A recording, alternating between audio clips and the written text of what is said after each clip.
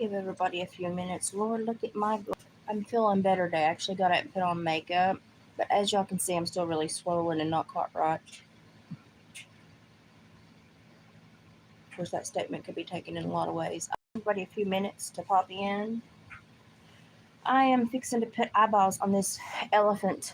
Isn't he precious? Um, I got a pattern, but I kind of edited it because look at his little tail. He's even got a little tail. I kind of edited it so he'd be the size I wanted and have these ginormous ears. I love these ears, and I wanted them round. I didn't want them the funny shape. I wanted them round because this is going to a kid, and kids often like stuff just to kind of be caricatures of the real thing. So I'm just going to put some little sleepy eyes on him or some little slant eyes on him here just to show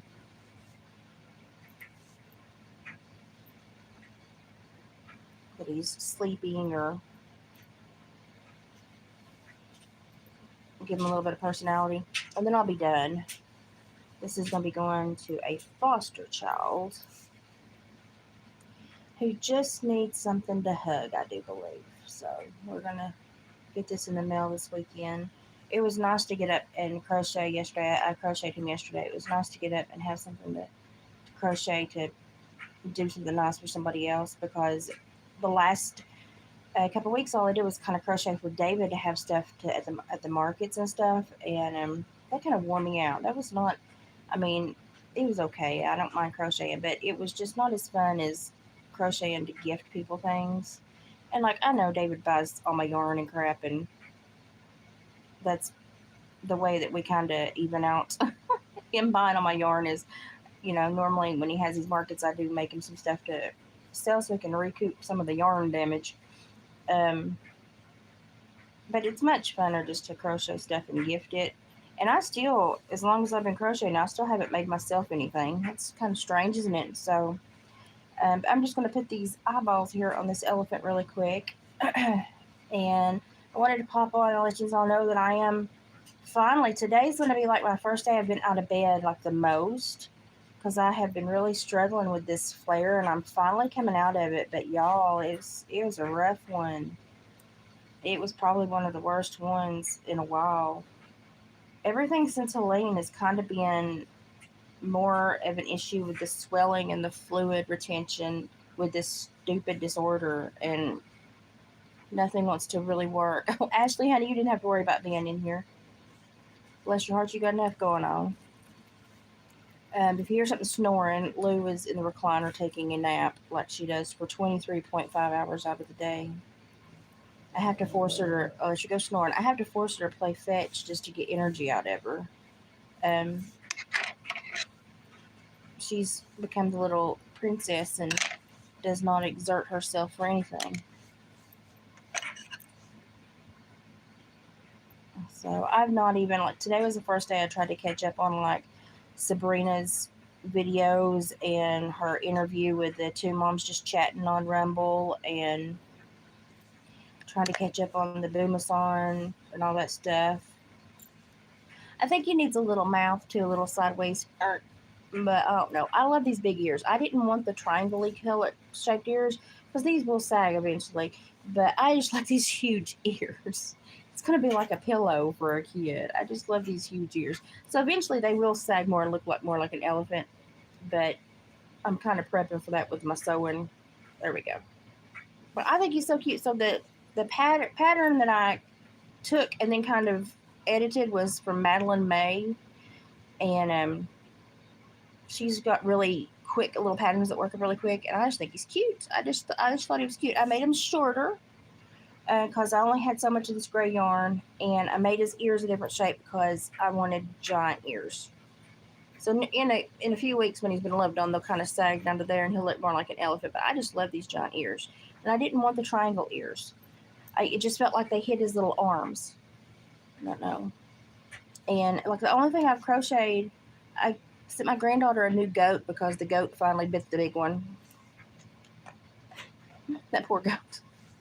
I had to make my granddaughter a new goat, and The lady that crocheted next to David at the pumpkin festival actually bought, I don't know if it was Anita Mac or not, actually bought a giraffe off of her because it was so pretty. I actually bought a giraffe off of her and sent it down to the grandbabies too.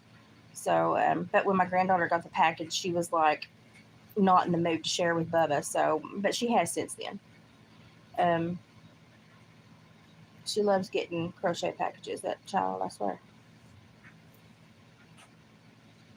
I kind of wanna, I kind of wanted to put a dark spot in his nose, but I don't know if it will work. Oh well, I can cut it out if I don't like it. So today's been the first day I've been kind of up. My eyes still aren't really that bad.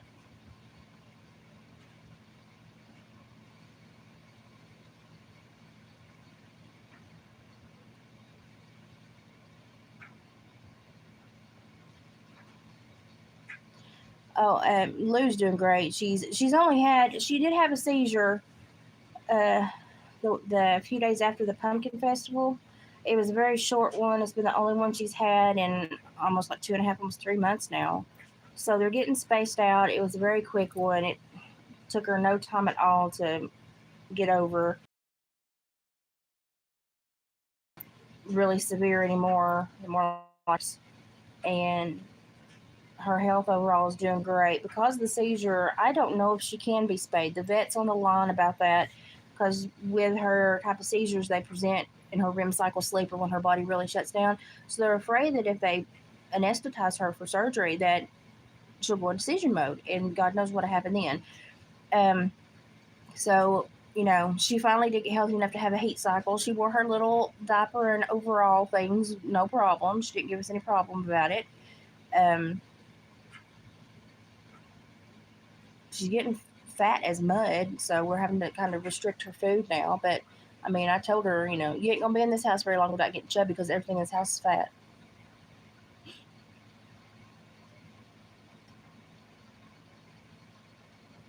Hi, Denise. It's good to see your name in there. I made a little elephant. His ears are gonna have to chill out. Made a little elephant for a foster kid who just needs something to hug. So this is gonna go out to a foster child.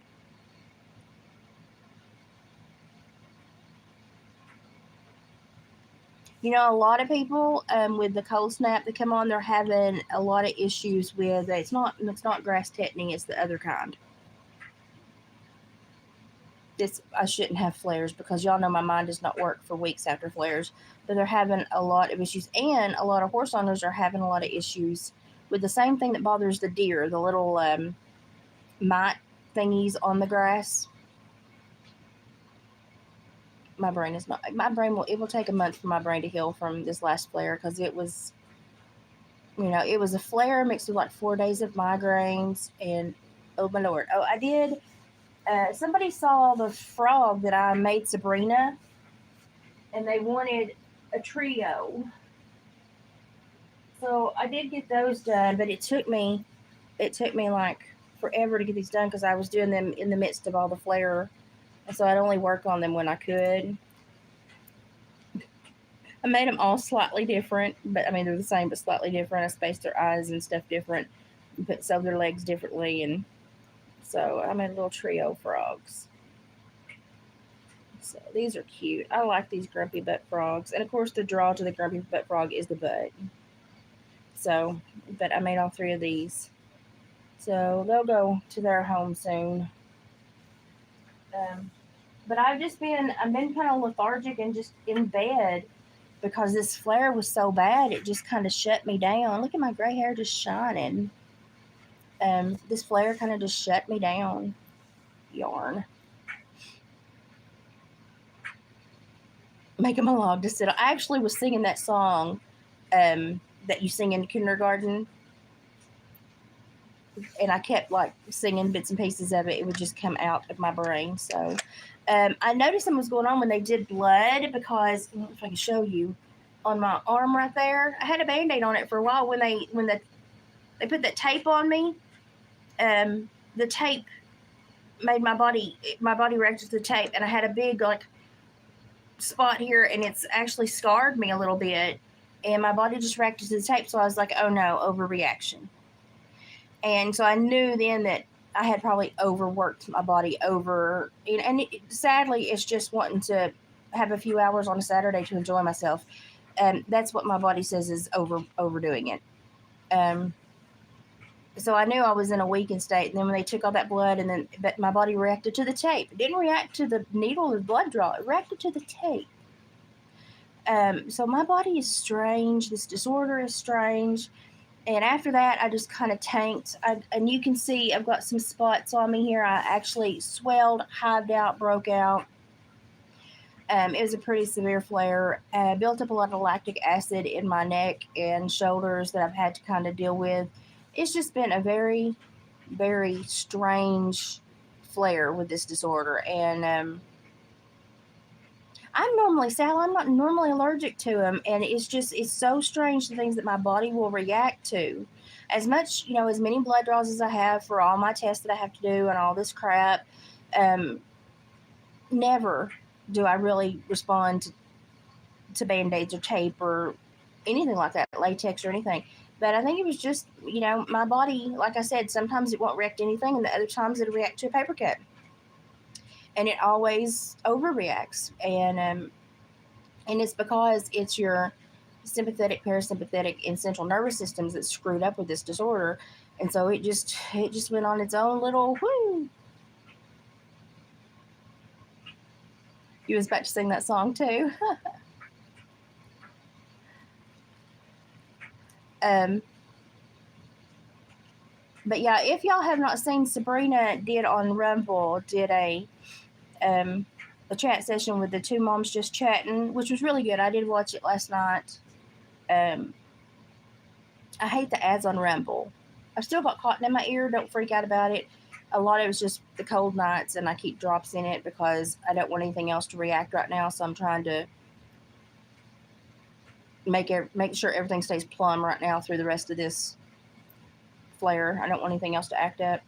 But she did a really good session with two moms just chatting on Rumble, and I just take it out so you don't freak out by seeing it.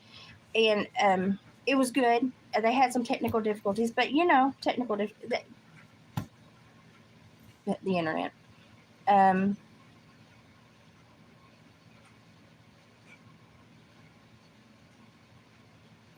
Actually, a lot of farmers feed them beets around here.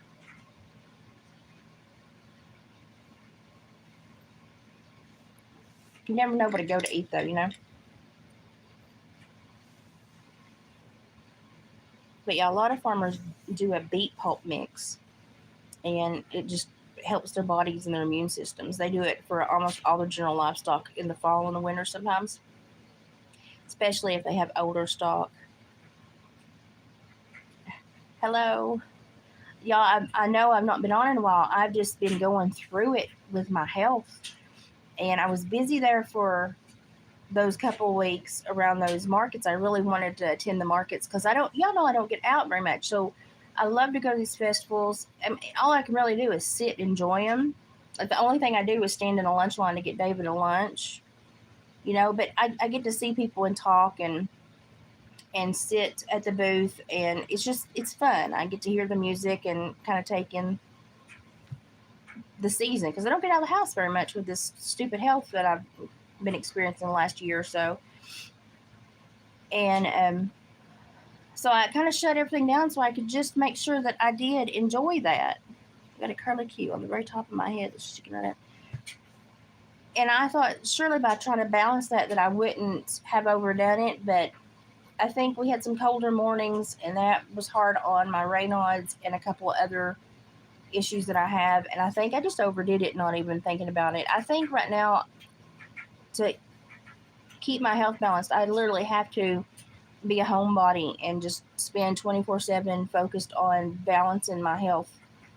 And it's such a precarious little, just anything tips the scale anymore. And it's been frustrating. But I'm also getting at that age where things are going to get more difficult. I'm getting older, and it's the fall season, which is very difficult. There's transition phases, and the seasons are really hard for me. And the cluster migraines, and and we've tried literally everything for migraines, from homeopathic, natural, to we've even tried some of the medications, and my body just does not do well with them. So I just have to sleep these headaches off, and sometimes it takes days. Um, and this last one, I was really sick. I was really sick with, really sick. And now I've got a lot of lactic acid in my neck and stuff built up that it's just going to take time to work out. But I did get up and actually put on a little bit of makeup, even though I still look kind of shell shocked from being sick. I did put on some makeup and just trying to feel like a person today. Just trying to feel like a person today. Trying to catch up on some of the news. Um, and, I did crochet this little guy last night, so that was fun. I just think he's cute. I just, even when, when his ears do drop where they're supposed to be, I just think he's cute. I just think he's cute. And he should have been a little bit taller, but I only had so much of this yarn, and I actually kind of like him squat because he's going to be a smaller kid that has him, so I wanted him to be easier to pack around.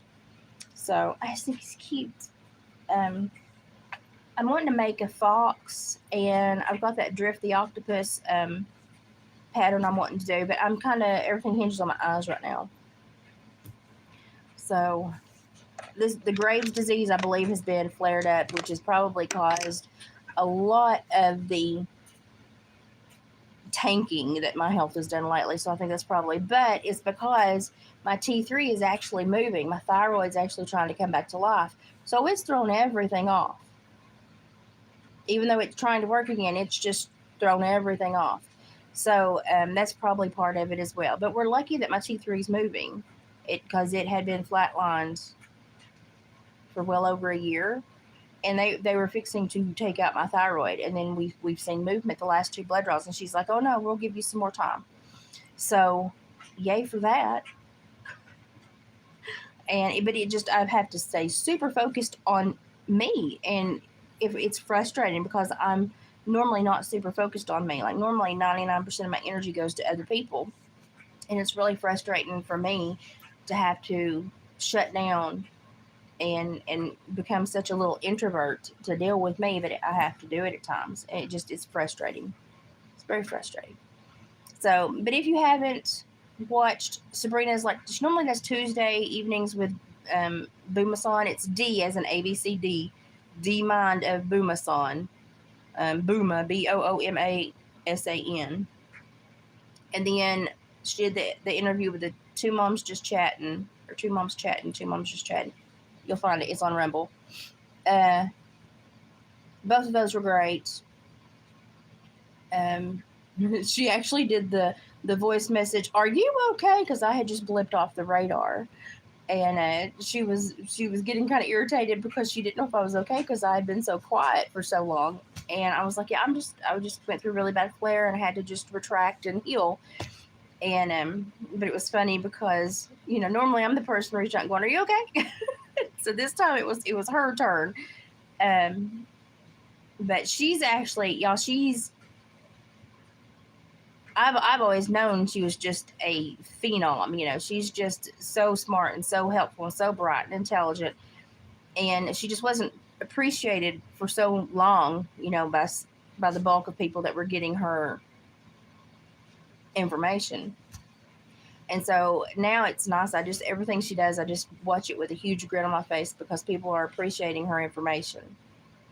And so she's getting a much better response, and it's making things easier for her to process, because she used to get really absolutely beat up. Yeah, Jill and Dawn.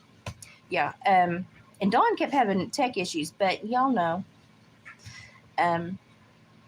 But I was watching some of the news, so I'm trying to catch up on the news. Did y'all see where California declared a state of emergency? Like, the state government in California, Gavin Newsom, declared a state of emergency. But why did he? Over the migrants being deported. So let's take this apart and look at it. So the federal government has had to come in and make sure that laws that should be upheld are being upheld, so that states that are being overwhelmed financially with these illegal immigrants can stop, financially purging, and bleeding out, and refocus the money back on the citizens, and we can kind of get things back to a place where we can function again as a nation, because we're getting so overwhelmed. We can't even put a band-aid on ourselves because we're having to take care of so many people that come here that don't offer anything to our country. And people say, well, that's rude. Well, it's just the truth. It doesn't mean to be rude. It's just the truth. If I were to move physically to any other country, whether they wanted me to or not, they would expect me to, number one, come in illegally and be a positive introduction to the country and be productive. And that's why immigration is so rough and tough everywhere else in the world. They're so strict because they've been nations and countries for so much longer, and they have watched the issue that people have with immigration. If people just overwhelm your societies and don't offer anything back, it really is a breakdown of the communal vibe. It's a breakdown of everything. Everyone gets resentful and irritated. The legal immigrants, normally because they come for benefits that they get for free, everything they get for free. Well, then they get resentful after a year or two when those benefits stop. But your citizens get resentful because they're seeing all their tax monies go to someone else that is not paying taxes. So they're just getting fleeced to pay for other people, and and then the benefits slow down for the citizens, and citizens start being denied because these nations have to flip the script and take care of this new load of people, and so everyone gets upset, and it just creates a breakdown of society. And if we were just seeing it in the U.S., I would say it's just an isolated issue. This is not an isolated issue. It is basically the same populations doing this all across the globe right now. And luckily, a lot of places, a lot of the Nordic areas and stuff, they're like, oh, nope, seen it, done it, nope, not going to deal with it again. And they're much more rigid and strict. But the UK is having, the UK, Paris specifically in the European area, they're having huge issues because their citizens are actually just under assault right now. And mostly it's primarily the women that are under assault. And the only way you can look at the stats that are coming out with the violence that is predominantly happening against women is to understand that the bulk of the people that are relocating are young men in their prime, full of hormones, and they follow a specific doctrine that does not respect women. And so a lot of them move into this country, they bring their ideals and beliefs and laws in their head with them, and they don't want to submit to the law of the country they're going into. And so they go in, they see these women walking around by themselves, and they think, well, they're not supposed to do that. They must be a loose woman. And they think that in their country, that gives them the whole premise to punish. And they normally don't have to wait for a judge and jury. They just get to lash out as men. So we're seeing a lot of women being attacked, and statistically, you can follow the train of this across the globe as these populations are spanning the globe. Yeah, that's excellent. Yeah, Babylon means confusion by mixing. And what, a couple of years ago, I was on here and I sang the song Babylon's a fall and a fall and a fall, and then Babylon's fallen to rise no more. That song is very true right now. Very true. I think it's Doyle Lawson and Quicksilver that sing that. But we are seeing things that they've already occurred. And it's occurred not even just with the same cultures again. This happened to the U.S. when the railroads came, and so people think that they shipped people into work, which some people did, but primarily there were a lot of cultures that just hopped boats, and they thought that America was this idealistic, utopia where they were going to have all their needs met, and they realized that it wasn't. but they still had large numbers, and like the Chinese, were here during the railroads, and they were treated very poorly when they got here, and things were not exactly what they thought it was going to be. Some were shipped here, but a lot came willingly, and just kind of gave up when they saw that it wasn't what they thought it was going to be. But the thing is through every culture and group and huge momentous occasion where populations have been overwhelmed by migration, whether legal or illegal, normally the part of the public society that is harmed the most are the women. Because usually it's the young men that relocate for work purposes or other purposes. It's normally the young men. And so normally it's the female population that bears the brunt of all this. That song is very old. Yeah, it is. It's very old. Yeah, I've seen the glances. Not here in my area. My area's we're a very rural, isolated area. But if you come here, we're going to get to know you, and so we all know each other really well. And so there's not a lot of hate, because we all get to know each other so well. But if I drive more than an hour away from my home, it's like a whole different world than what it used to be when I used to go out and have to go for doctor visits or work trips, or it's a completely different world. It's a completely different world. And but when I was watching the news this morning and saw that Gavin Newsom had declared a state of emergency because he won't uphold these laws, therefore his state and the federal government are just purging money hand over fist. It needs to stop, but he declared a state of emergency because the feds had to step in and uphold the laws that he refused to.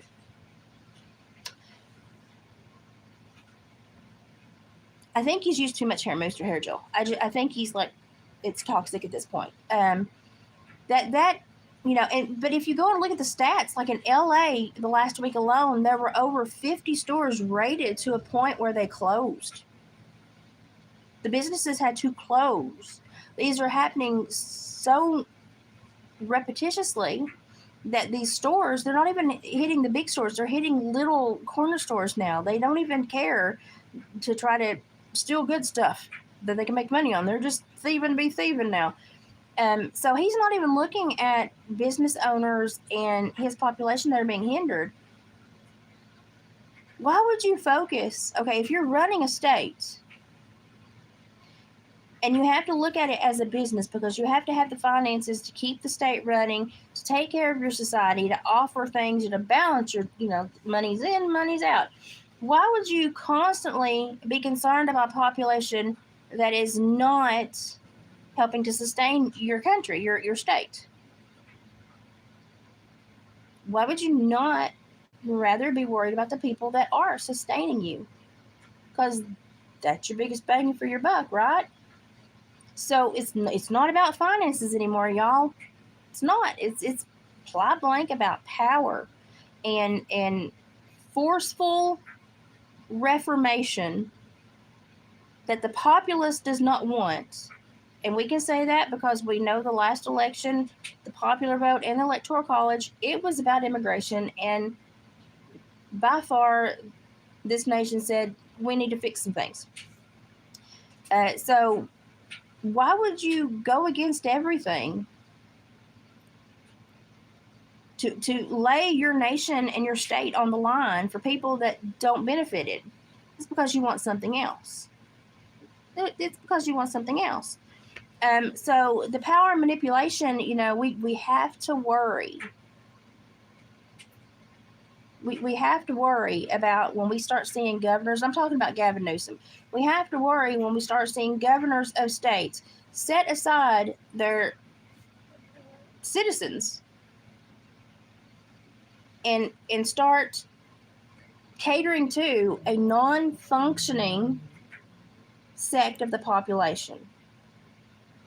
Because primarily, if you look at the stats across the board, these people are not paying taxes. They're the people that have been here for years, they are.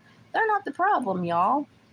The problem is the new populace that keeps coming in hordes that want the hotel rooms, want the free meals, want the free Medicaid, and want that for up to 3 years. And they're getting these contracts, these government contracts, to basically be taken care of for 3 years, up to 3 years. And they're actually getting spending money as well. Why would you offer that to someone when you don't even take care of your citizens to that extent? And why would you offer it when your state's already in the red and is not doing well financially?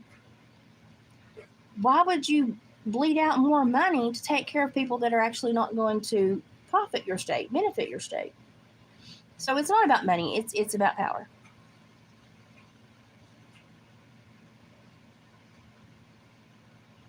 Yeah, they are playing dumb. It's very, very frustrating to see them playing dumb as well. It's very frustrating. Yeah, oh, Newscomb. Yeah, Newscomb. The man is crazy. Like, if you just look at things on just a base foundation level,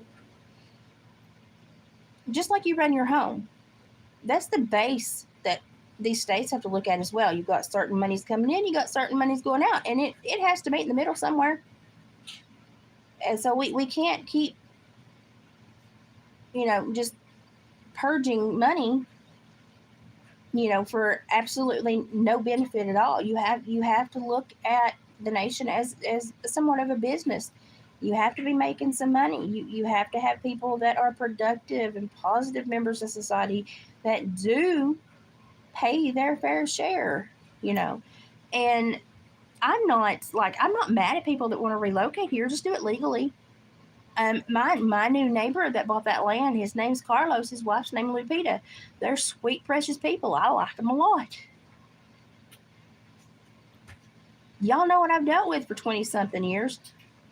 Well, I thank the good Lord when I spoke to them the first time, and they're good people with good hearts. So I'm not mad at anybody who wants to come here for a new life. Move next door. I'm happy to have you. If you're a decent person, hello, I'll bring you a casserole and hug your neck every once in a while. We'll be fine. So I'm not, we have a huge Chinese population here, a very large, like Latin population, Spanish, Latin. We have some people from Spain here. We have a lot of people from Central and South America here, and we love them all. Like the people that own the restaurants here, their daughter was like the senior attendant last year. She was just a phenom. She was just, here, Lou snoring. She snores so loud. But I mean, she swept a lot of the sports teams, did the pageant circuit. She just kind of embraced the culture and was just, something to be seen. She just sparkled. She was just a sweet, wonderful young lady. She's doing great. She's actually started her own restaurant now. And come on in. As long as you're a decent person, we welcome you, But I don't understand why people are irritated at people that just want simple laws that everybody else has to follow to be upheld.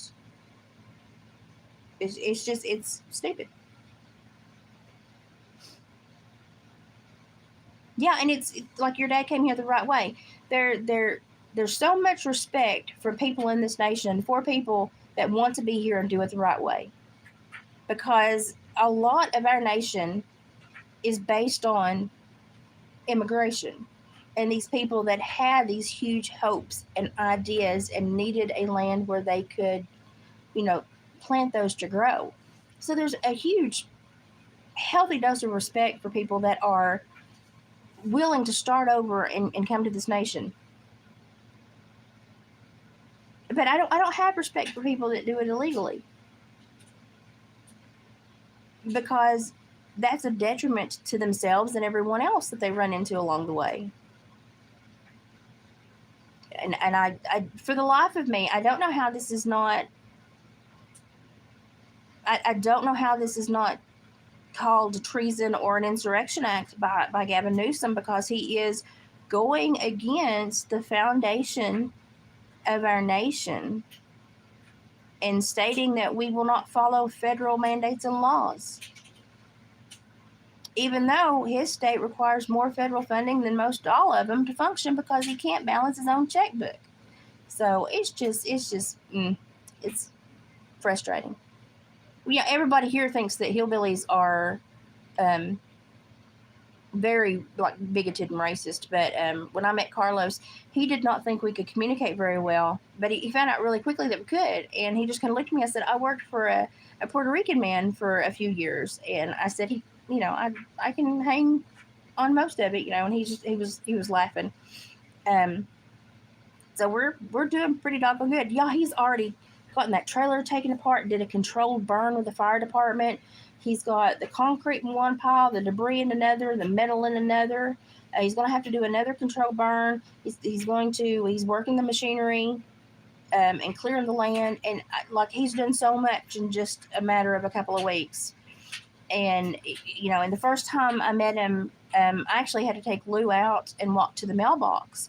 And he had on those big hats that blocked the sun. And I said, oh, man, I said, you got to have a hat. And he just grinned because he knew the song. And I said, I need me one of those. And so we started talking, just chit-chatting. And he goes, I'm thinking about buying this property. And he said, I've made a deal I'm going to clear it in order to be able to reside on it this winter. And he said, with the option to buy and build next year. And I was like, you're going to clean this up? And he was like, yeah. And I was like, bless you. And he was like, your place is beautiful. You don't deserve to be next to something like this. And I was like, we've been next to something like this for like almost 23 years. And I said, if you think the land looks bad, I said, you should have seen the hearts of the people that resided upon it. And he was like, oh, I've been told. He's like, I'm having to deal with the one that won't stop coming over here. And I was like, he has an open warrant on him. He's like, yep. Very sweet man. And he was like, I don't want you to have to stare because they're going to live in like one of those RVs that has the extender on it for the winter. And so they're clearing everything to hook up to the septic and everything there. But he was like, I don't want you to have to stare at my RV all winter. I'm like, it's fine. No, because we've had to stare at a burnt home for 6 months. And before that, just piles of junk. Your RV is, like the Taj Mahal. Don't worry about that. And he's like, no, I set it down over here to where when you look over here, you don't have to see all of that. And I was like, no, it's fine. I was like, it's fine. I've already given him jars of candied cucumbers, and his wife have been like, as soon as y'all get situated, I was like, we're gonna have to do a recipe swap. So I'm looking forward to having good neighbors that I can talk to. Oh yeah, we're born in a trap. I mean, if you look at the whole Social Security number issue and you understand what it means,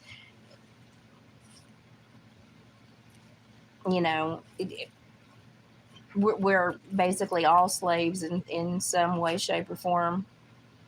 And I always think it's funny, being the biggest victim is what people will strive for around here. Lou, honey, stop rolling and making a mess. Being the biggest victim is what people strive for, but they don't look at like the biggest victimization of all, which is just our society being overrun and bulldozed by politicians. Lou, that is my recliner. Stop that. Now you got your little fat butt stuck, didn't you? Well, I told you not to do it. She's so fat, she gets wedged in the recliner and she's like, I'm stuck. She's on a diet now. That's how quickly she got healthy and started gaining weight. She's on a very controlled diet now. So she's a chunk. Yeah, he's very nice and we're on the same page.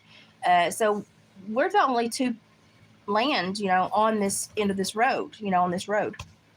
So it's going to be nice to have someone that is also going to be watching out for our places. We're watching out for theirs. It's going to tell us, something's going on. Going to be able to just say, hi, how you doing? And have a nice, amicable conversation with a neighbor. I'm just not, I told him, I said, I just want to be able to sit on my porch and not be cussed. And he was like, what? And I was like, yeah, I used to sit on my porch and they would cuss and say the only reason I sat on my porch is because I was trying to stick my nose in nobody else's business. I said they only thought that because they were constantly up to no good, and running, outside of the law. I said the paranoia is bad when you do all that. But I said it's just I couldn't even sit on my front porch without being cussed out. And I was like, just wave and say howdy if you see me. I said I'm I'm easy to get along with. So we all seem to be on the same page. He seems to be a very sweet, nice, hardworking individual. I'm tickled to have him here. He's worked in this area for about a decade, and so everybody knows him, And but I'm just like, thank God I have a decent, like, law-abiding person living next to me. Hallelujah.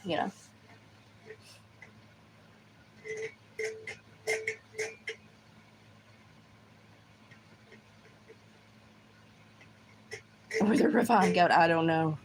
I don't know if I'd put myself there.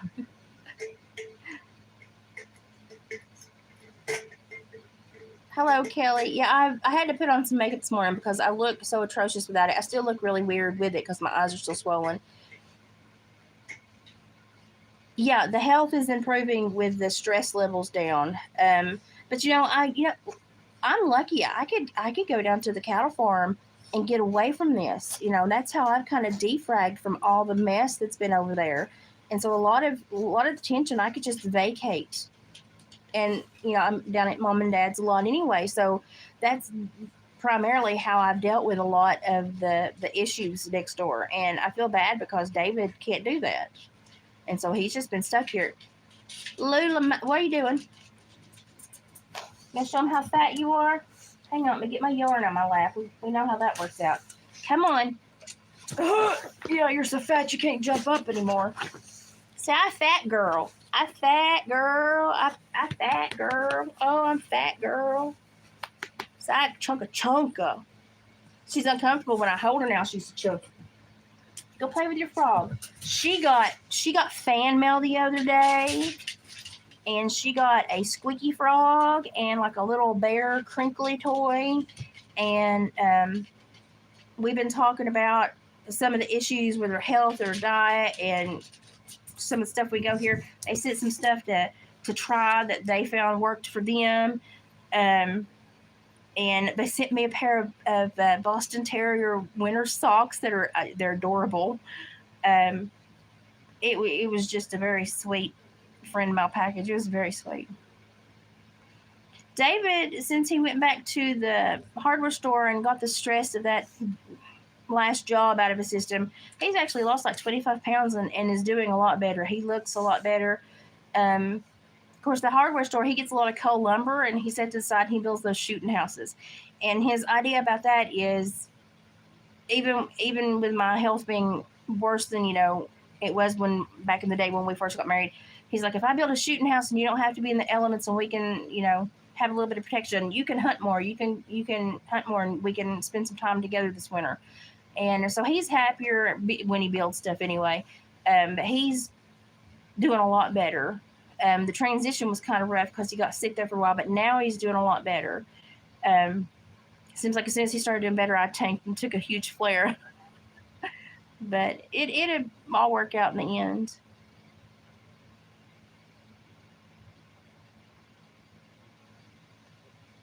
He likes the new neighbor, and the landowner that had kind of overlooked his family and let all that occur, he's apologized profusely to us. He did not know how bad it had been, and we knew that his health had not been great, so we understood that the family was probably taking him for a ride because his health was not great and he couldn't really kind of oversee what was going on there. But once he actually got on the property and saw what had been going, he's apologized profusely. And we have lost like $15,000 on this property in the last 10 years, and it's because of the mess they've made next door. And so I'm very glad it's being cleaned up. And he knows that we could have gone through the court system and made an issue about that with some of the infractions that were occurring over there. It's just that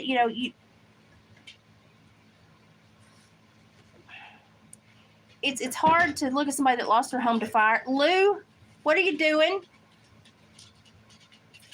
She thinks if she smacks her food ball around, I'll feed her again, and it's not going to happen. You're too chunky. You're going to have to stop. Sorry, you're on diet. But it's when their house burned down, you just want to be as polite as possible because that's not a situation anyone wants to be in.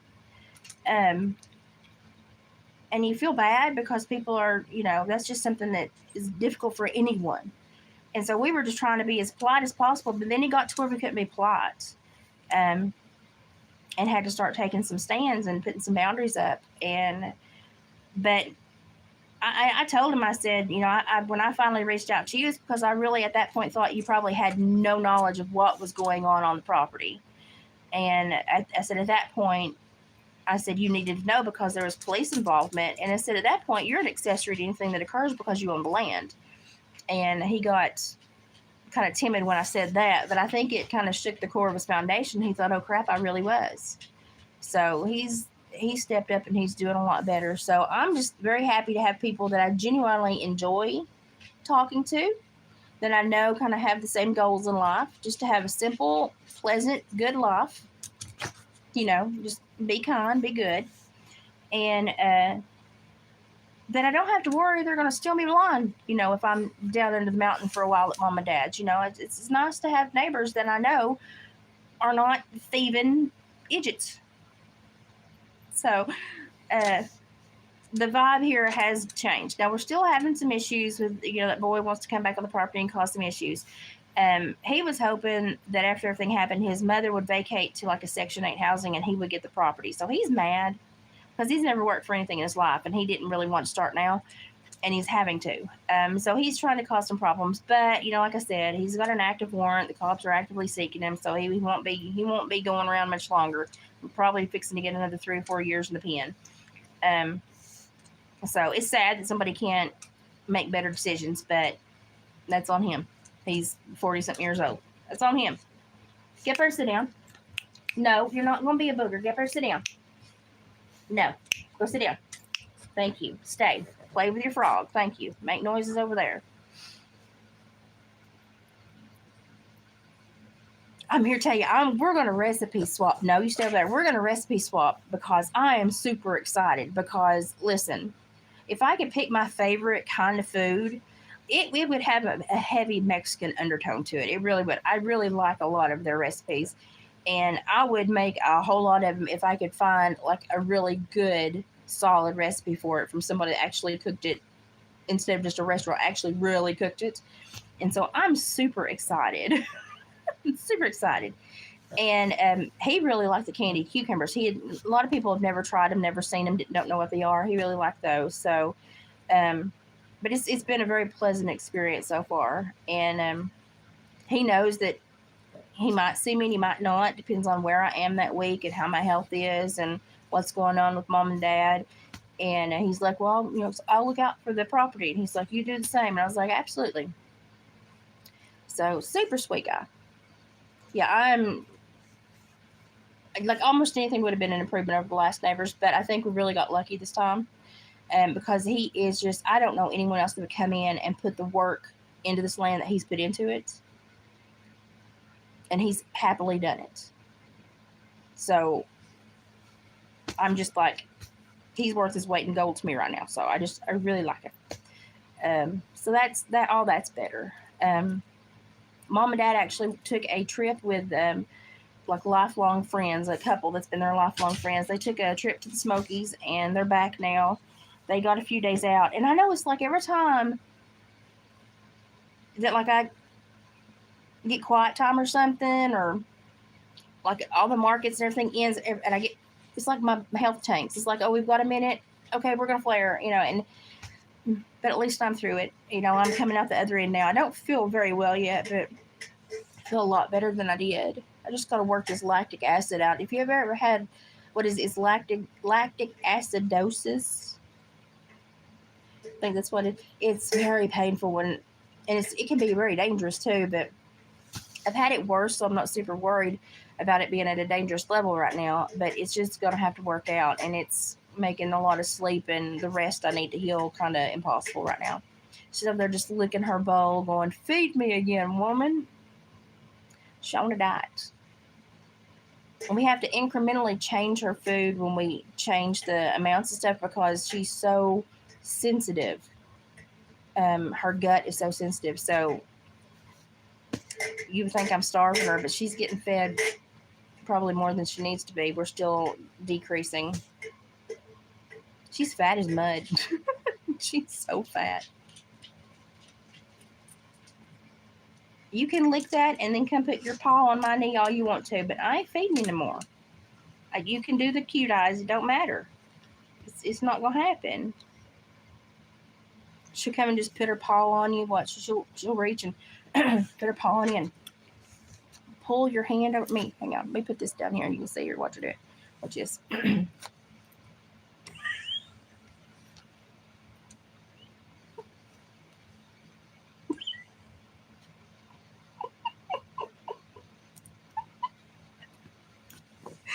She's pitiful. Watch her.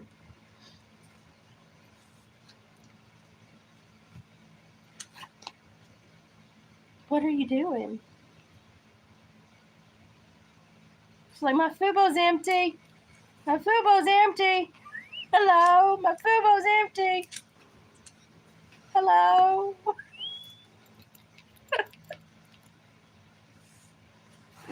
She's rotten, y'all. She's rotten. Oh yeah, and she's like a watermelon with legs now. She knows she's not starving. But once her body kind of caught up, it caught up really quick, so we had to start correcting the diet. And so now we're able to change the protein levels a little bit and give her some variation in diet without her body being so sensitive now. And so she got a pup cup for the first time a few weeks ago. And you would have thought the heavens opened up and she saw the angel choir, because she was just like, oh my God, what is this? So she was very happy about the pup cup. Yeah, that's exactly what she's saying. Please, I'm starving. So, but she's also, I've noticed when I'm in flares, when she normally has her issues, young lady,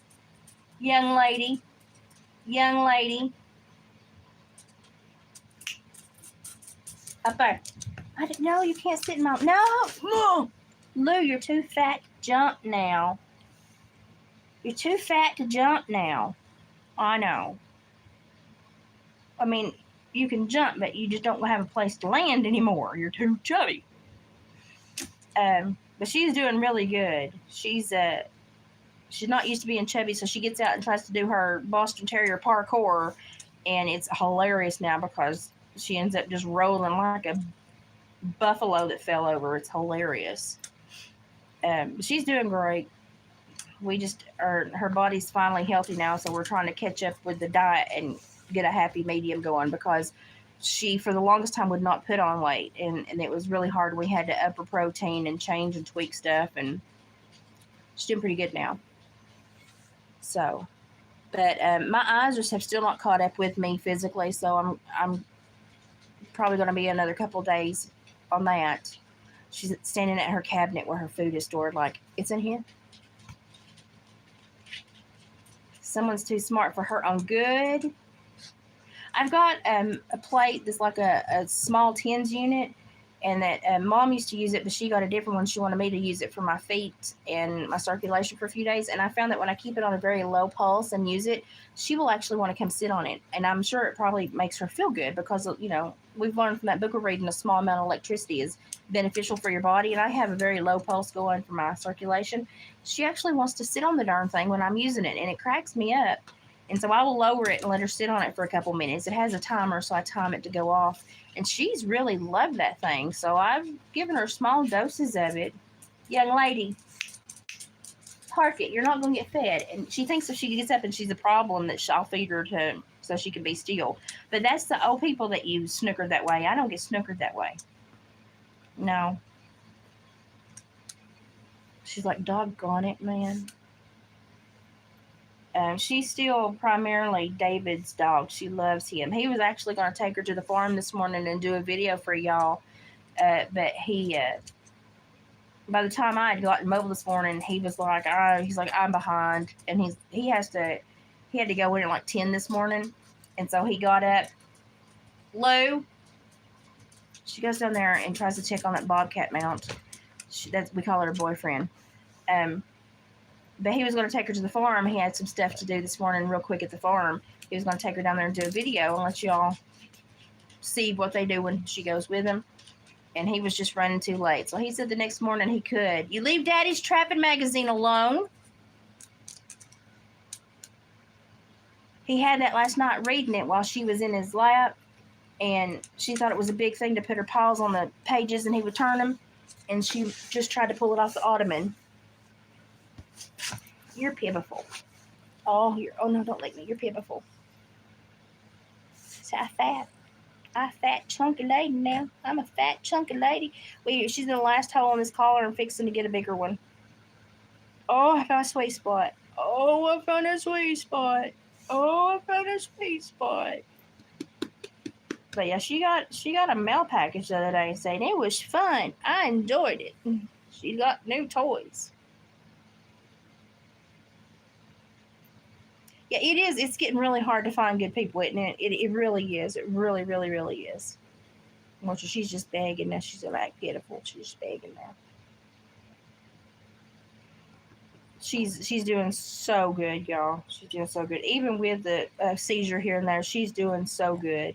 I can't believe that she probably, had she ended up with other people or not had the route she had taken, somebody probably would have put her down, because she's just such a little sweetie pie. She irritates me sometimes. She likes to challenge rules while she's feeling better, but she's got a really good demeanor to her. Look how fat she's getting. So look how fat I am. I was fat. I got fat rolls, y'all. I got fat rolls. She was nothing but a skeleton when we got her. I mean, she would kind of roll herself up when she ran, that, and her backbone would stick out, and she just looked like a little goblin running at you. And now she's just a chunk barreling through the house. So it's fun. She's grown out of 2 pillows, so we've had to get her bigger pillows, and she's happy.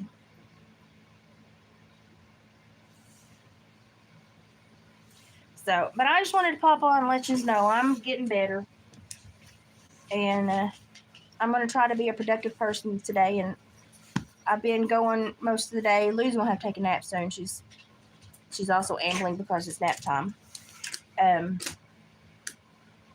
But I'm hoping my eyes correct in another couple of days so we can do my notes on the next chapter. I have found out that someone else has also read this book in chapters on YouTube. They do have a heavy accent. It's a beautiful accent, though, but they do have a heavy accent. It can be somewhat difficult to understand if you're not used to kind of hearing a heavy dialect. Of course, I have a heavy dialect, so I don't know. You might like it. But if you Google the book, you can actually hear somebody reading the chapters, so you kind of know what's coming up. It's kind of hard to understand if you haven't got cliff notes on the chapters previously, or, it's kind of hard to keep up with the book. So I think that a lot of people that are looking into this book will probably use both my synopsis and her reading to understand the book in the future. So it's really nice that I found that.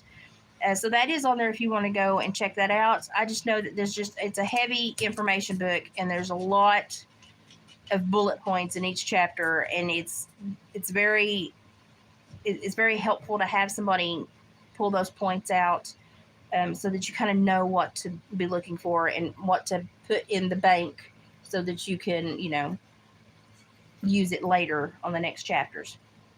So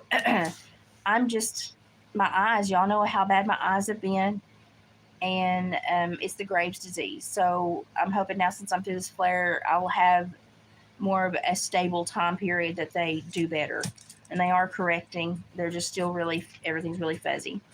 Leave your daddy's trapping magazine alone. She's like, read me the book. No, you stay over there. Don't you start. No, don't jump. Don't you jump from over there. No, you're too fat. Don't jump. You will fall. No monkey in the middle. You stay over there. Toddler. That's what I'm dealing with. A toddler. Luna May. You need a nap so bad. She's just walking around going, Mom, I'm not sleepy. Yeah, you're just walking around to keep yourself awake at this point. Well, I'm going to let her potty, and then I'm going to let her have a nap, because she's just going to keep walking around to keep herself awake. Maybe tomorrow we can do the next chapter. We'll see how my eyes correct today. I'm going to do a little bit of crochet, mostly because I can feel the stitches and I'll have to strain my eyes when I crochet. But I want to get, while I'm hopefully out of this flare, I want to get another few chapters going, because I've had such trouble with my health lately. Luna. She's like, but I'm not sleepy. I'm not She just pacing to keep herself awake. Because the moment you sit still right here, your eyes close. Yeah, pitiful. You're pitiful. It's also spa day for little Miss Stinky Butt. She got out this morning and played too heavy and gotten something that didn't you? You need a bath. So I got a lot to catch up on while I'm feeling better. But please go, and if you don't know who Sabrina Wallace is, go to Synergy, Psinergy, on the Odyssey platform. And you can see basically her entire, her entire, like everything she talks about. She's always been on Odyssey. Come here. You can go to synergy.com. And she's also doing the chats on Rumble with Two Moms Chatting, and then D-Mind of Boomathon, and he's on Rumble and YouTube. So check those out. She's doing like Tuesday nights with Boomathon Live, and then she's showing up on some people that she's known for a long time that she can trust to be on live streams.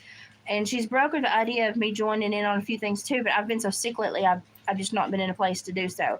But I'm hoping as I feel better in the next little bit, we can schedule me into some of those things and get everybody together so that we can have kind of the whole family in one spot, which I know would be beneficial for a lot of the people that watch all of us as well.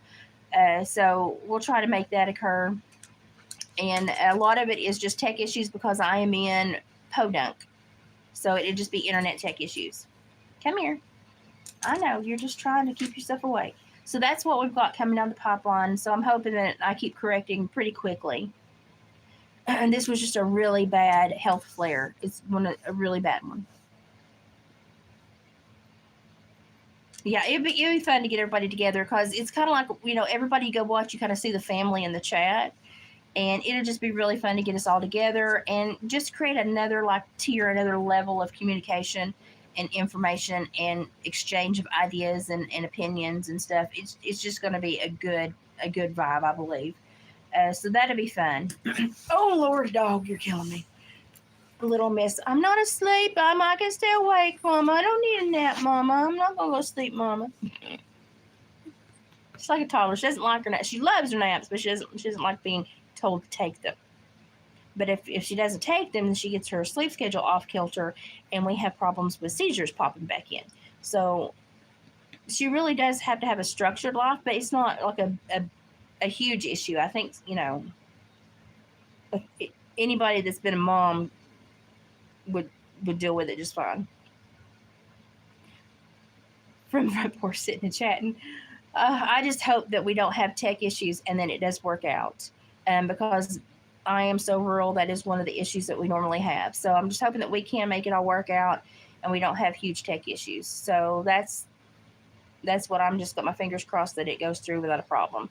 So we're looking into that, and Sabrina's kind of facilitating all that, kind of where she wants me to pop up and where she wants me to join in. So I'm kind of letting her facilitate all that. I don't really mind. I don't even mind just not joining in, but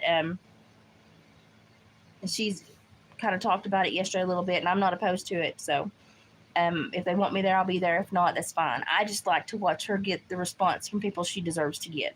So I'm really happy to watch her having a better go with things and not getting the hate like she was. So, but it'll be fun. So that's stuff we're working on.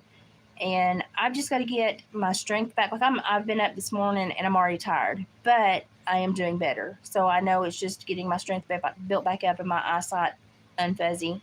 And hopefully I can get a little bit of a health plateau going. And if I could just get a few weeks where I'm not going back and forth so dramatically, I would probably feel a lot better.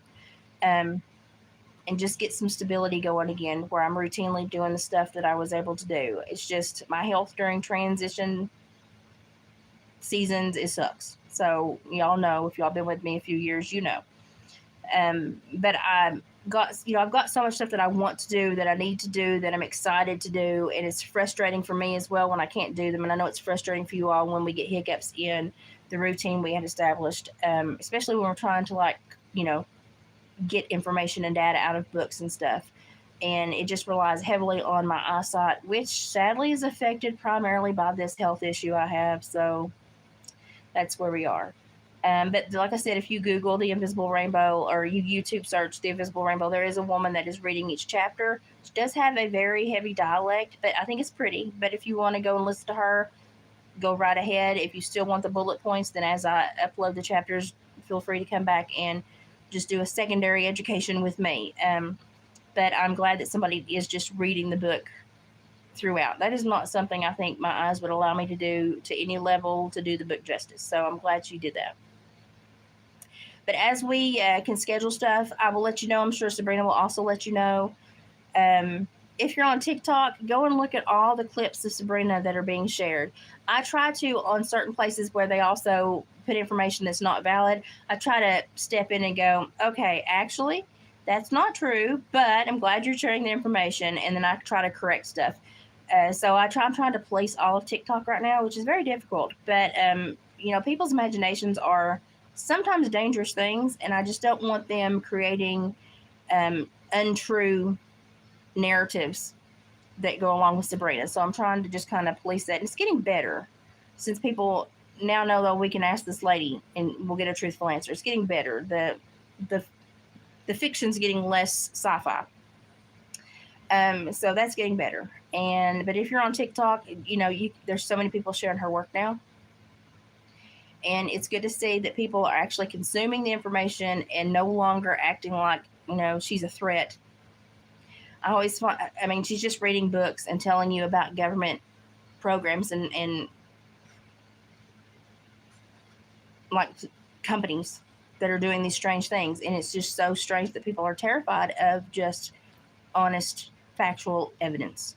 So, but that is she's getting a better response. So I think, as she gets a better response, it's going to also help her want to dive deeper and maybe give more of her insight rather than just, the facts. She can give more of her insight from her life. So I think it's going to be a great thing overall.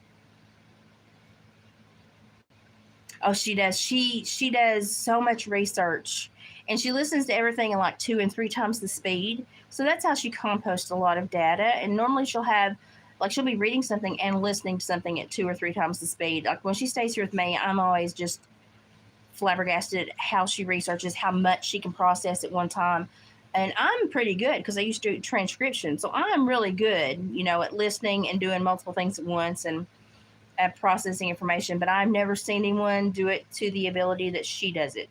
And so it blows my mind when when she visits and I get time with her, I'm always kind of like, wow, I'm done.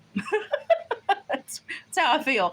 But I don't mind, because the dose of knowledge I get and the times that I spend with her is just it's well worth feeling stupid over. And I have to play catch up with her too. I have to watch some videos a couple 3 times. So don't feel bad if sometimes you have to chew it a little longer. Don't feel bad. I'm there with you. And we look at things very different. We end up in the same realm, but we go different ways when we take things apart to understand them. And I think that's why we enjoy each other's perspective so much. We understand that we're going to probably get a different thought process, which could open up the doors to something else. And so we really do jive well, even though we go different ways. It's just beneficial to both of us. And so that's why we enjoy communicating a lot. And I don't mind sharing that communication and doing, stepping in on some of her interviews if she wants me there. But like I said, I'm just as happy to sit back and watch her go. Because, I'm just so glad that people are letting her speak and enjoying getting the information out instead of reacting so heinously like they did for a number of years. So it's very good to watch her shine and to be allowed to shine instead of being hated for shining.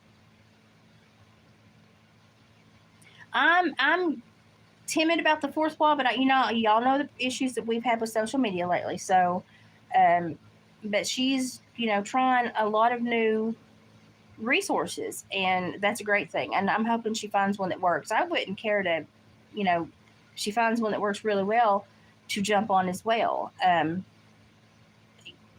I just, with my health and stuff, I try not to put too much on my plate because I've already got stuff that I can't complete because of my health. Get this dog.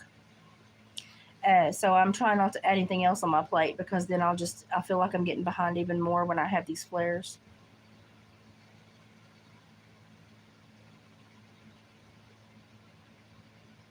My tech skills, oh Lord, listen, the Ko-Fi or Ko-Fi, however you said it, that I never got. David was better with that than I was, but he's still not happy with it. He likes it because he says it's more like Facebook, so he can navigate it better. It never really made sense to me. But it's a lot of it is it's hard for me to make sense of a lot of things now. So, um, I'm getting at that age curve where it's like I don't care for tech enough to figure it out anymore. Does that make sense? Just give me a book and a tablet and a pen, and I'm good. Yeah, I don't. I think David still has his open, but he's not been on it in a while. He's been busy with work and stuff. But um, he got excited, until they said he couldn't have his page, and we had to challenge that, and they finally gave him his page back. But I think he just kind of lost trust with him. So I don't know if he's posted lately or not.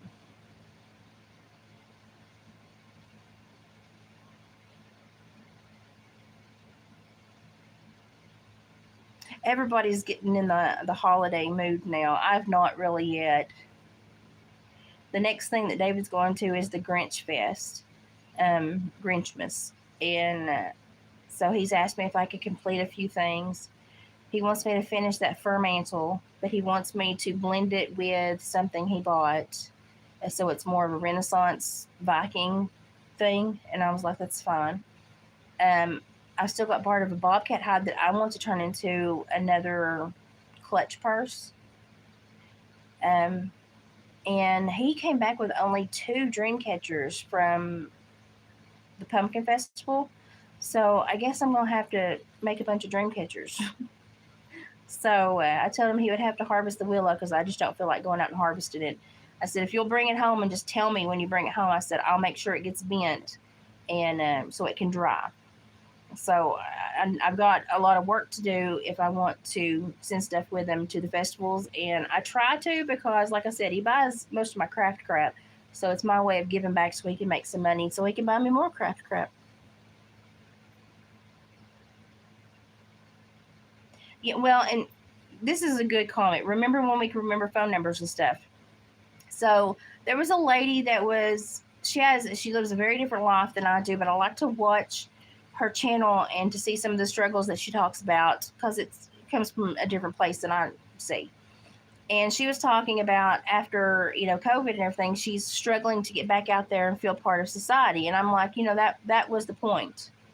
The point was to isolate, to create a different brain chemistry, to change our frontal lobe construction, to change the way we deal with each other as a society, and to start cognition issues. So we have there's no neuroplasticity, there's no cognitive retention anymore because kids think they're smart these days, but they're not. They have no cognitive retention. They have Google. That is not knowledge. That is a cheat sheet. So actually, you have no skills in your brain. You just know how to type something into a search bar. That's not smart. That's cheating. So they've made everything so easy. People think they're so smart, but we have less knowledge and we retain less information because we're not using our brains in the same capacity because we think we can always just Google anything and then we'll immediately know it. There's no retention. There's no creation. There's no creativity or spark of anything there. It's like using a calculator. People say, oh, but if you use the calculator, you know how to do the math. You may know like the equation you're solving for, but you don't actually understand the process or the numerical values, and which stops you from understanding the whole concept of math. So they did a good job with what they did. They knew what they were doing. And when I left a comment, she was like, "Holy crap!" And I was like, "Yeah, now you get it." And she's like, "Holy crap!" She's like, "That's exactly what I'm experiencing." And I'm like, "I know." I was like, "This was not done just because it was very thought out." And I said it was done. I said basically to reformat a lot of brain chemistry and to completely entrap the younger generations from being able to manipulate and maneuver through society Therefore, they're going to rely on someone else to do that for them, and they're going to look to a daddy figure, which in this case will be the government. So that's you're too chubby, and this is not daddy's recliner. Okay, okay. Yeah, if y'all listen now, y'all can post on my community wall, the post area. Community is a better thing. So if y'all want to share some of your costumes, I can either start a thread or y'all can start a thread and share some of your costumes. Just make sure it's appropriate what you share.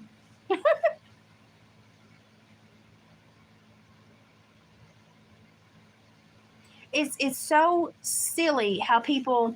I mean, you can play a simple game of telephone with younger generations now and see the devastation in the brain capacity.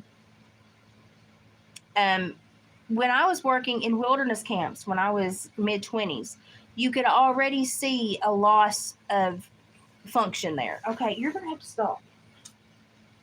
And you could already see it. And now it's huge. When I was counseling, it was already getting worse, and it was just you would sit there and say that these kids cannot take apart a simple equation and remember core values. Like they were so lost. And but my big thing, if I had a group of juveniles now, I'd probably sit down and play telephone again and just see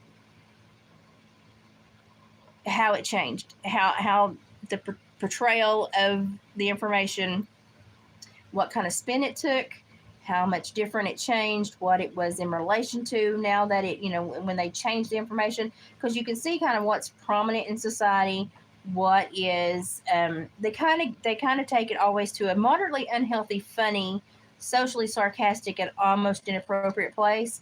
But you can see how far off the mark the juvenile population is getting when you play telephone. And I would like to see how far off the mark it is compared to when I was a child or when I was doing that with the juveniles that I worked with when I was younger. I would like to see just how much it's changed and where it goes now. It would be very eye opening, I'm sure.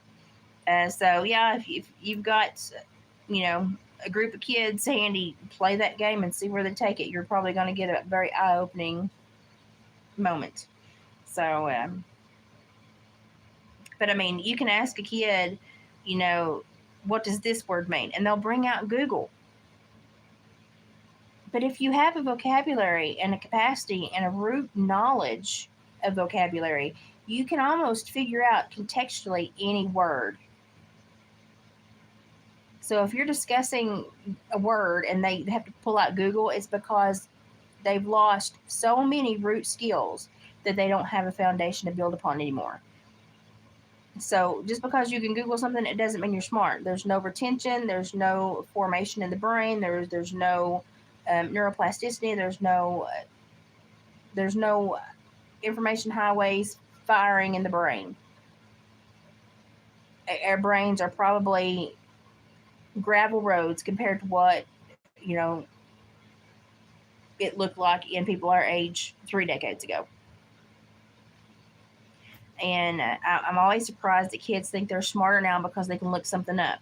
That's not smart. Smart is retention and application.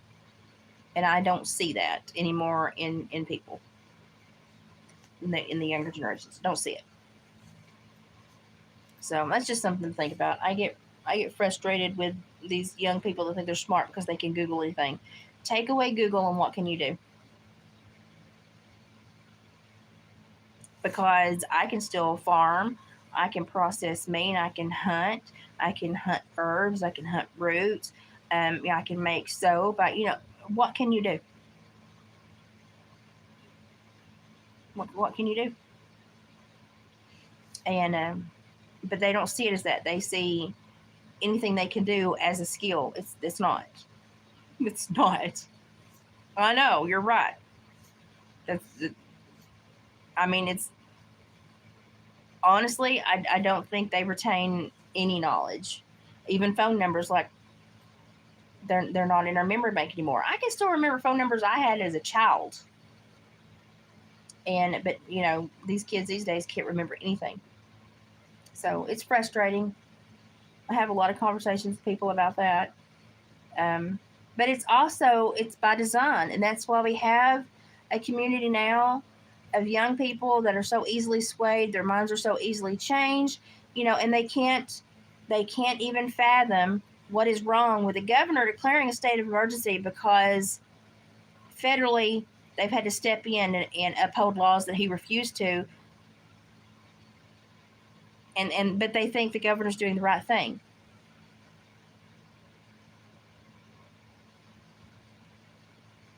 He's going against the fundamental basics that keep our society functioning and safe. But they're so easily swayed now, they can be made to think that just implementing and upholding laws that are necessary for a society to stay safe and functioning, that's evil. And if there's a body cam footage page, and it showed, if I can go back and find it, I'll put it in the post section so y'all can watch it. It shows how vapid young people are. They come across a young woman who had assaulted a man for wearing a MAGA hat. And the function, how can I say this? The portrayal she went to, thinking she was the superior intellect, was sad. You could see how stupid she was, how ignorant she was. She had no working knowledge of the law, nor how to behave. And yet she thought she was the intellect. And it wasn't because she could debate and communicate, it's because she could exhaust someone to the point where they gave up. That's not winning a debate. That's not sharing ideas. That's not communicating. That's exhausting people to where they give up on you. And you think that's a win? That is a loss across the board. That is a toddler tantrum. And I watched this body cam footage, and I thought that is the capacity of 99% of people her age and lower. And how terrified it makes me to think that that's what our nation is becoming. And they think they're smart because people don't want to debate them. It's not that you're smart. It's because you exhaust them because they know it's going nowhere. And eventually they're going to have to retract from the conversation because it's not moving, and you just become feral and aggressive. And that they retract, and you take that as a win. It's not a win. Exhausting people to the point where they break away is not a win. But they have been trained that it's a win. And so we have the most combative, arrogant, egotistical young people in this nation that are so stupid they don't understand how stupid they are. But they're really proud about being that stupid because they think they're smart. It's frustrating. For me, it's frustrating. But this video where this woman, her behavior is just like, these are the people that are manipulating our societies by their aggressive, feral, and irresponsible behavior because they're simply exhausting the rest of society to where we throw up our hands and go, can't do it. And that is who is shaping our society currently. Even though the majority don't agree with what they're doing, we become so frustrated and we feel like we've ran into a brick wall that we throw our hands up, and therefore they win by default. And they shape society. We should all have our hiney smacked for that one. We should all get a spanking for that one because we've allowed it to occur.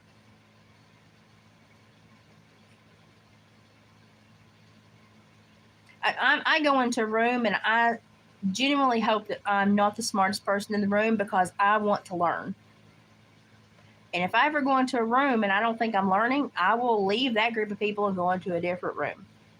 I did that when I was in trainings. I did it in college. I didn't want to be in a room where it was going to be an easy A. I wanted to learn. And when I took a lot of elective classes, I took law classes.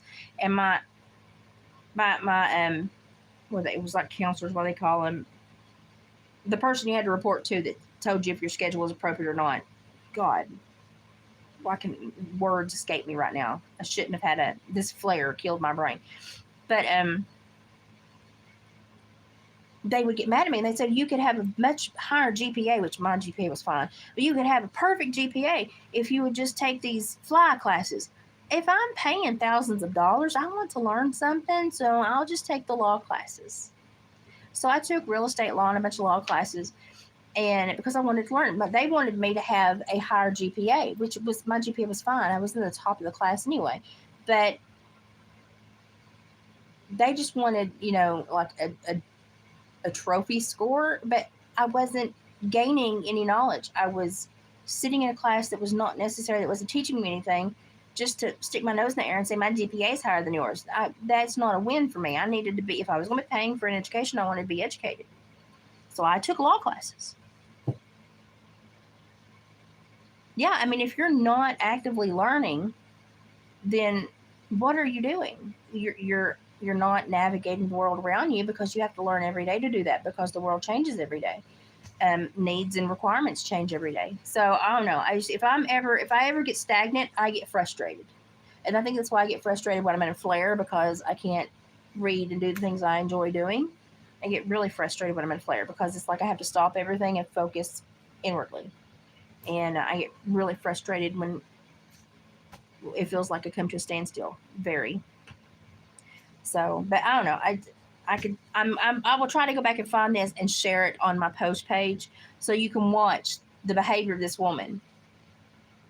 And literally, it's the script that they all go by nowadays to frustrate and make people flee from them. And then they're like, well, they left, we won.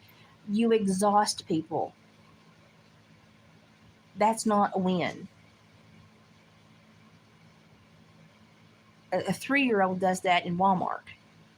It's not a win. But it was frustrating, but it's also very enlightening for people that do this behavior, and they're like, oh, and I look so smart because they can't get away with anything. You look like a giant ass. That's what you look like. You look like an idiot ass, but it's hard for them to understand that until they actually see it applied in a legal issue where they're confronting the law, and obviously they're going to lose that one every time. But it just blares. If we could just get them all to watch stuff like that, where they could see them in an actual scenario where you have to function, instead of, you can't exhaust these people. You're not going to exhaust a deputy. That's going to be called resisting. But if they could just see it in a functional capacity where it shows that they don't know how to function, we might wake them up. So I may share this so y'all can put it out there and keep sharing it.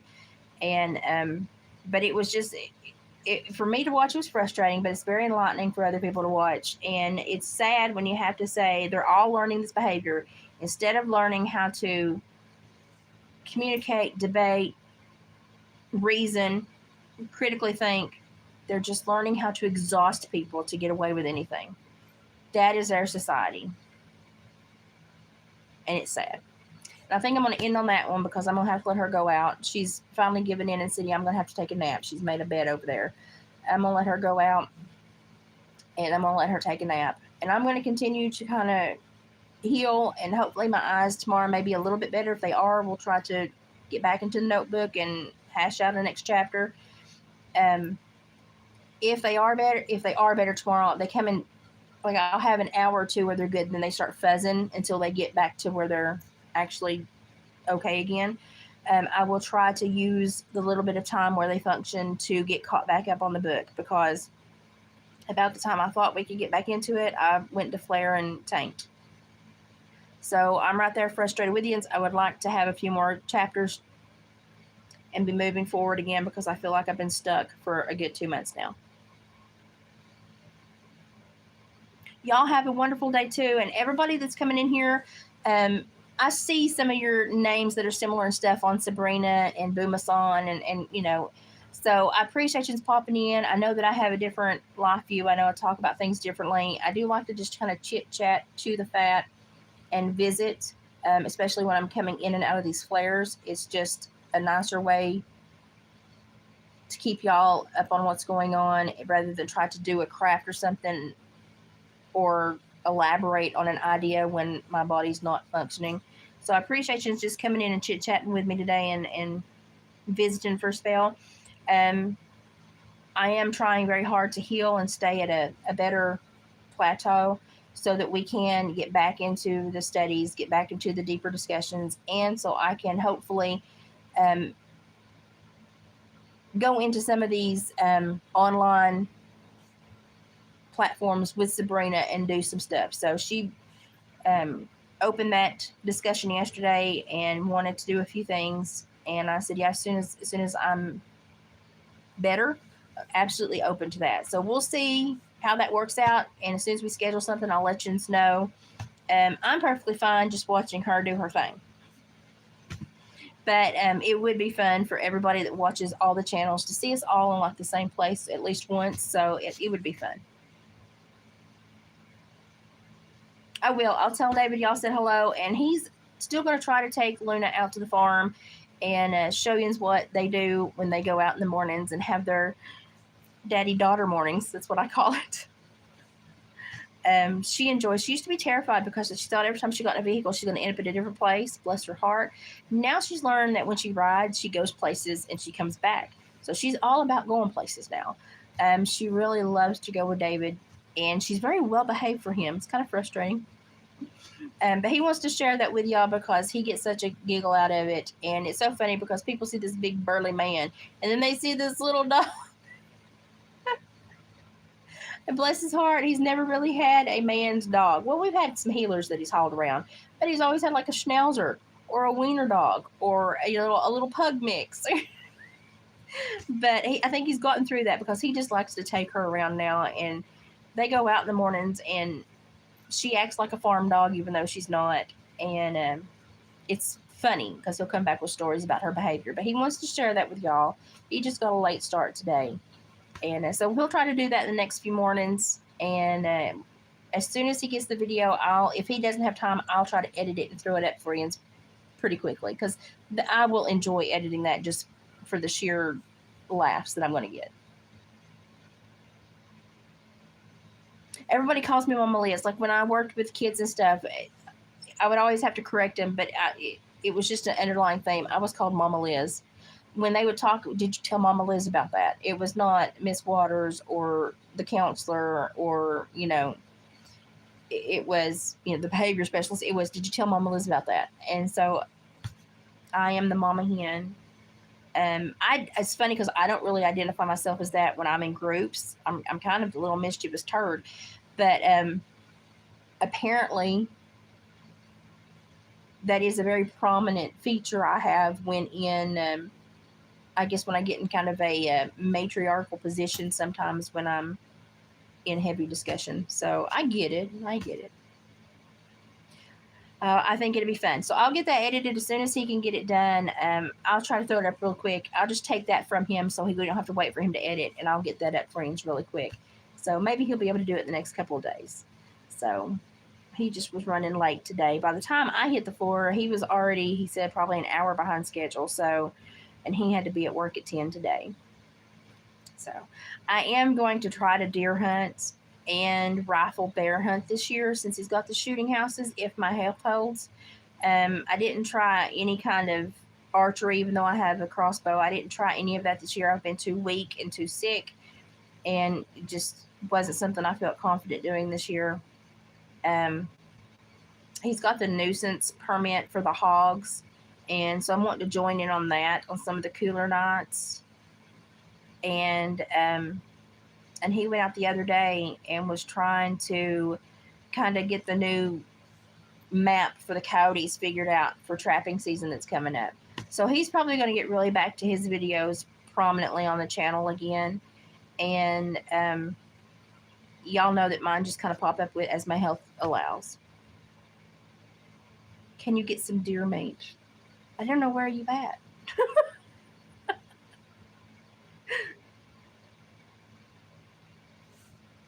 You can call any processor in your area and they normally have a list of people that want meat but that don't hunt, and you can have your name put on that list. And then if somebody donates an animal, like you can say I want a hog or I want a deer or I want, you know, when somebody donates an animal, and you can just pay the processing fee and pick up the meat. And we donate a lot of animals off the farm when we have like the nuisance hog permits and stuff.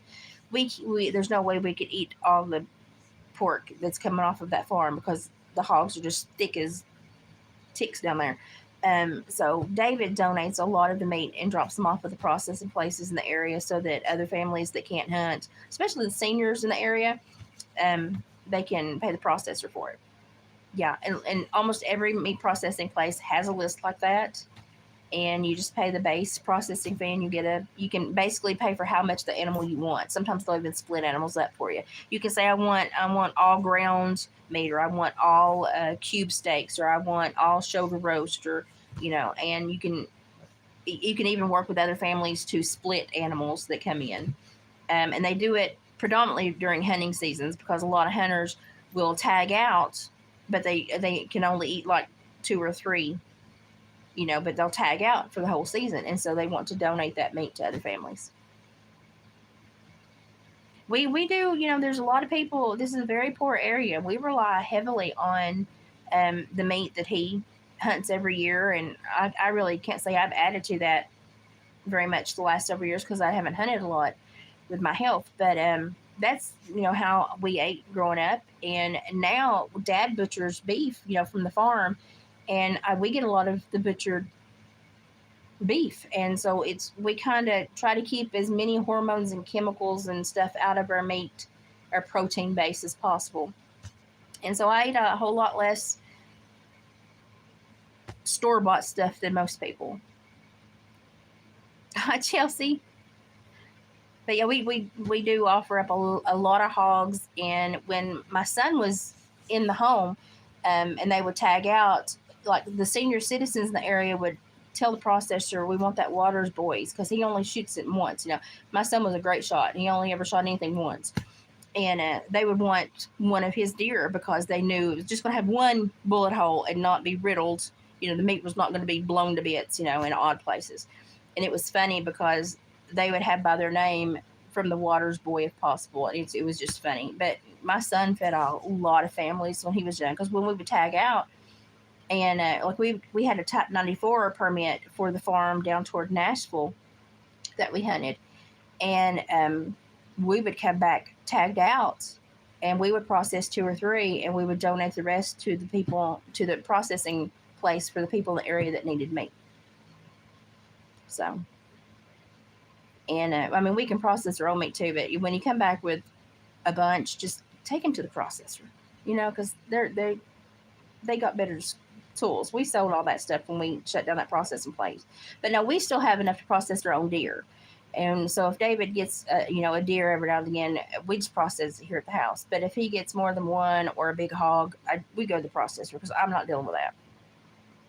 I'm just not anymore. I'm too old, and my hands don't work well anymore, so I'm just not dealing. But every processor does that. Every meat processor, whether they're a butcher or they do wild game and domestic, you can call and be put on a list almost anywhere. Yep. And if you're really resourceful, every sheriff's department in rural areas, they have what we call the roadkill list. So if there's a deer or something that's edible that gets killed on the road and it's in good enough shape to be butchered, they have a list of families that will come get, we want the animal, we can butcher it, we'll come get it. So we have almost every rural sheriff's department has a roadkill list, and they'll go down the list in the winter and call families when something's killed, and they'll say, well, come get it. And the families will go get it and take it home and process it. So if you're really resourceful and you can process your own meat, that's another way to get it, and that's still heavily used here by a lot of families. And it's, because we're very rural and we have a lot of deer that are hit on the roads and we don't want to waste them. So we have the roadkill list. It's probably not fun to talk about, to know these exist, but, don't waste anything. Pretty much. Yeah, pretty much. Yeah. I watched the Beverly Hillbillies and I'm like, what's strange about that? Roadkill is very beneficial. David uses a lot of roadkill for trapping. We've gotten a lot of prime winter pelts off of roadkill. Lots of things are just clipped. They just get their neck broke and don't get really destroyed. And I don't want the animal to go to waste. I use it in some way, shape, or form, and so he's gotten he gets a lot of the mink pelts from roadkill because he doesn't really trap for mink. So the mink pelts are normally all roadkill, and some of the coyotes. One of our prettiest coyote hides actually was roadkill, and that stuff it's nice. When he's having a lull and trapping to get a roadkill call and somebody say this is laying here, that's here, or have the sheriff call and say could Dave use this or something. Because those things kind of come in when everything else is at a lull, and he will normally process the whole animal. Like he will get the pelt, use parts of it to trap other stuff, to bait other stuff in, and then we'll bull stuff out and sterilize the bones and stuff so I can make jewelry. So it's nice because we're normally in a spot where things are quiet enough we can do all of that, and then I'll have stuff for jewelry. And big snore. Did you hear her snore? I'll have stuff for jewelry, and he'll have a good pelt, and the animal didn't waste. So, but I mean, it's like having a cow get out and being hit by a car. You don't want to waste the beef, So, it happens. So, but yeah, I'm not above roadkill. I mean, I'm gonna take it apart anyway. I don't care if it's halfway taken apart for me. Yeah, waste not, want not. Beggars can't be choosers. But yeah, primarily I just don't want the animal to go to waste. So I just don't. We're not wasteful around here. It's just we don't want to waste. So okay, so maybe once I have that video from him on the farm, that'll be fun, and we'll just see where we go, how my health goes. I'm very tired now, but I'm like not to the point where I feel like I'm going to pass out or my eyes are going to stop functioning, and so I know I'm getting better. So give me another couple of days. Yeah, a lot of people don't understand how a predominant theme upon people that hunt and rely on Mother Nature is the respect they have for the lives that they harvest. And like we are the closest to the animals we rely upon, because if they're not doing well, we're not doing well. So we focus on them and their health as a priority, and it just keeps us closer to nature, and it really stops you from being highfalutin and thinking you're something special because you're human, because you really understand you're just part of the whole circle of everything. When David goes out and traps, we've got so many bear here now, he has to really think about it and be prepared, because you're not top dog on the totem pole anymore. You are prey. And we've got some monster bear here, huge, and they're troublesome because they're getting so numerous here, and so David has to be even more careful when he goes out now. And I always get tickled when people like in Europe and the UK, they're like, we had a predator on the farm last night, and they're talking about a fox that weighs like 15 pounds, and I'm like, oh, we had a 400-pound black bear stroll through and knock everything down. So I get tickled when I listen to people from across the pond talk about the predators, and they're because they've eradicated any really truly big predator. And I'm like, you can still die very easily when you go out in the woods here. So, and that's a predominant reason I don't archery hunt, because I have to crossbow hunt now, and to reload a crossbow, it takes a while. And when it takes you 30 seconds to reload your crossbow and you didn't get a prime shot on the black bear, a lot can happen in that 30 seconds, So I was just like, no, and you can't carry a center fire weapon into the woods with you when you crossbow hunt. So you can carry like a pistol and stuff, but listen, a pistol, unless it's a very well placed shot, is not a lot of force against a black bear. So it's just, for me, and how weak I was this year and how inadequate I would have been with a crossbow because of my health, it was just not an equation I was going to attempt, to put myself in. So I was just like, no, thank you. No, thank you. I'm not playing that game. So I didn't even think about bow hunting this year. Yeah, they were like, we had a predator on the farm, and they show a video of it, like a 15-pound fox, and I'm like, I would probably fear a mad raccoon more than I would a fox, because raccoons can get all up on you in 5 seconds. I've been attacked by a raccoon before. Foxes they're not normally aggressive. Now, bobcats around here get big enough to be aggressive. If you saw the bobcat David harvested last year, that was a freaking big bobcat. They can get aggressive. They will actually stalk you, and they get big enough to be a little scary. But we have mountain lions around here. They say we don't, but we get them on trail cams all the time. You can hear them squall. But the coyotes here are a huge problem. The black bear here are getting to be a huge problem. And we keep our coyote numbers down. But the problem with the coyote population in Tennessee is that a lot of people do not maintain their domestic animals, and we have more of a crossover breeding, which is difficult to do for a domestic animal to breed with a coyote because it normally takes, it's a very rare concept because it either takes a domestic female joining a whole herd, basically, and to go and raising it in, because it just doesn't happen. There's a lot that has to go into a den of coyotes being raised, and lots of times if they're domestic breeding or they smell different, then the coyotes will kill them, or the female will not even, she just won't be receptive. So we have a huge domestic dog and coyote crossing issue here in Tennessee.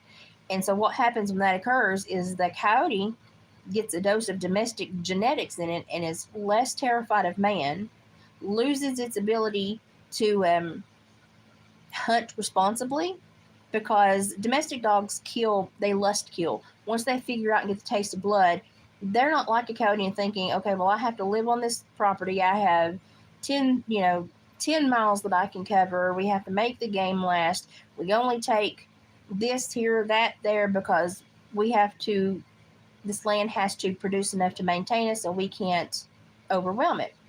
Domestic dogs don't think like that. They just get really aggressive and like hyper fixated on blood kills, and they just go and kill everything. And so when you have a crossover like that, the genes, they almost get each other's worst genes. And so coyotes that have domestic dog in them lose their fear of man and lose their responsibility when they're hunting. And so you will see coyotes that have some domestic dog in them. They want to get close to people's homes. They will stalk toddlers that are in their backyards playing. They will become a nuisance in city limits. And then you get rogue dogs that run and turn into wild packs. They're probably way more dangerous than coyotes and wolves, combined across the United States, because they have no fear of man, and they really have an endless capacity to kill, because they're not eating what they kill. They are just lust kills. And so they're way more dangerous, because they just go into any scenario and feel as they belong, have no fear, and just eradicate anything that they can catch. So the rogue wild dog packs are very scary, but when they cross, it just creates the worst of both worlds. And we work really hard. Like in Tennessee, it's illegal to have a coy dog or to try to crossbreed those here. It's illegal. You will get in a lot of trouble. So we try to keep those numbers thin. But because like every Tennessean has the equivalent of two pets, and you've got to think like the number of people that don't maintain their pets, don't spay or neuter, and don't monitor, and don't, you know, keep them up. Um, you can just imagine there's more probability of a crossover breeding issue in a rural area where dogs have more leniency. So that's a big reason why rural areas and states with a lot of rural areas have a lot of coy dog or wolf crossover breeding issues, and a lot of rogue dog groups. So yeah, coyotes are like we have about a 35 to 40,000. You know, it's not a huge population of coyotes. It's actually a very healthy population, but because of the rogue dog and domestic dog interbreeding, we have a problem population, and so that's what we have a difficult time maintaining the numbers on in Tennessee. So it's frustrating, especially when you think of what coyotes lose every time they get a dose of domestic blood. They lose a lot of their ability to function as a truly wild animal because it just reduces that wild gene in them, and they just, I mean, just one dose of domestic genetics and they stick out like a sore thumb. I mean, you can tell at a glance which coyotes, you know, have some domestic breeding in them. They're the ones that don't stay up with the pack.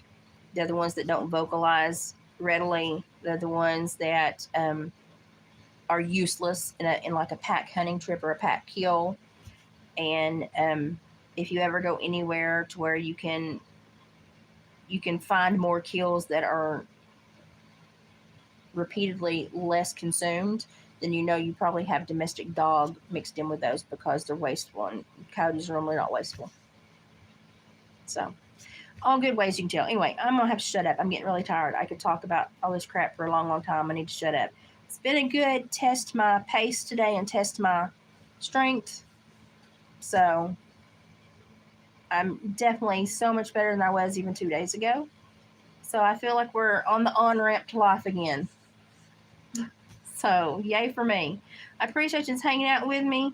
Make sure that you show Sabrina and Boomason and Dawn and Jill and all those people some love for, you know, keeping all of this communication and information going.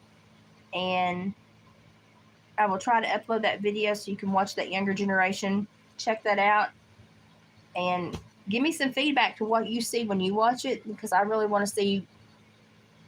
I know what I'm inclined to notice, but I like to see what other people notice because it's different than how I've been trained to see things. And let's keep talking about what our younger generations are losing, even though they think they're gaining. Let's keep talking about that, because I think if we have more communication and conversations and just more fluff about that, it will make them have to also talk about it. And I think it's a conversation they desperately need to have, even if just amongst themselves, so that they stop lying to each other and thinking that they are such a super smart generation and understand that they probably have the lowest skill set of cognitive retention and neuroplasticity in hundreds of years. And it should scare them. We've just meandered. I'm not sure the whole chat's beneficial, but we've just meandered. You never know what I'm going to talk about. It's just been a meandering day because with my eyesight, it's about all I can do is meander. So, but yeah, my frustration for the day is Gavin Newsom and the younger generations that are watching people disrespect, evade, and manipulate society and like walk away from the legal structure of this nation, and teach this whole younger generation falsehoods about how it's supposed to function when they're not. You're not. You're going against the Constitution, against the legal framework, against the law of the nation, and against the citizens that make this nation prosper. And I'm just very frustrated with Gavin Newsom for issuing a state of emergency about the migrants being deported. He's not worried about the 52 businesses that in like the last week have closed their stores because they've been looted repeatedly and they can't function in that area. It's in LA. He's not worried about business owners and regular citizens. He's worried about people that, and he's worried about the population that is illegal, that is not benefiting the nation and is using a lot of our funding. And it is just becoming a black hole financially for this nation. And he's more concerned about those people than his citizens and his business owners in his area. Excuse me, lay off the hair gel, dude, because it's toxic. Do you hear my dog snoring? Oh my gosh. Lou, move your neck, Lou. Yeah, move it. Thank you. She snores so bad sometimes.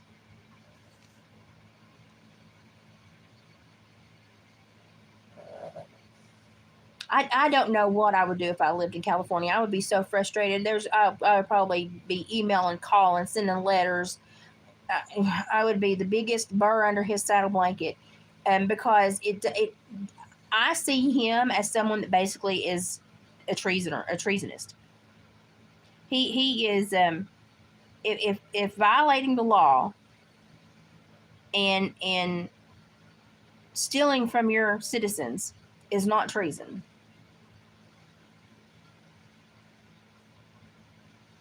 Yeah, because he is creating the entire downfall of California. And it frustrates me that to me it's just blatant stupidity and arrogance that he would say, well, this is a state of emergency. No, it's not, because it wasn't a state of emergency when your citizens were getting stripped of any kind of public aid because you were sending it to people that don't even pay taxes. It wasn't an emergency when your business owners are getting looted so repeatedly that they've lost their butt and can't keep their stores open, and you've lost like 37% of your commerce lately. But that's not an emergency. What you think is emergency, dude? You need to talk to the rest of the nation, because we were all in agreement that what you think is emergency is an emergency in a different way. It needs to be fixed. We have to get better at this. We're creating a very resentful and unstable society to where the citizens are getting shafted, and it's gonna create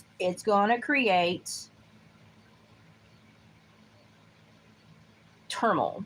And we have to acknowledge that, and we have to say, yeah, priority is the citizens and the legal framework of this nation.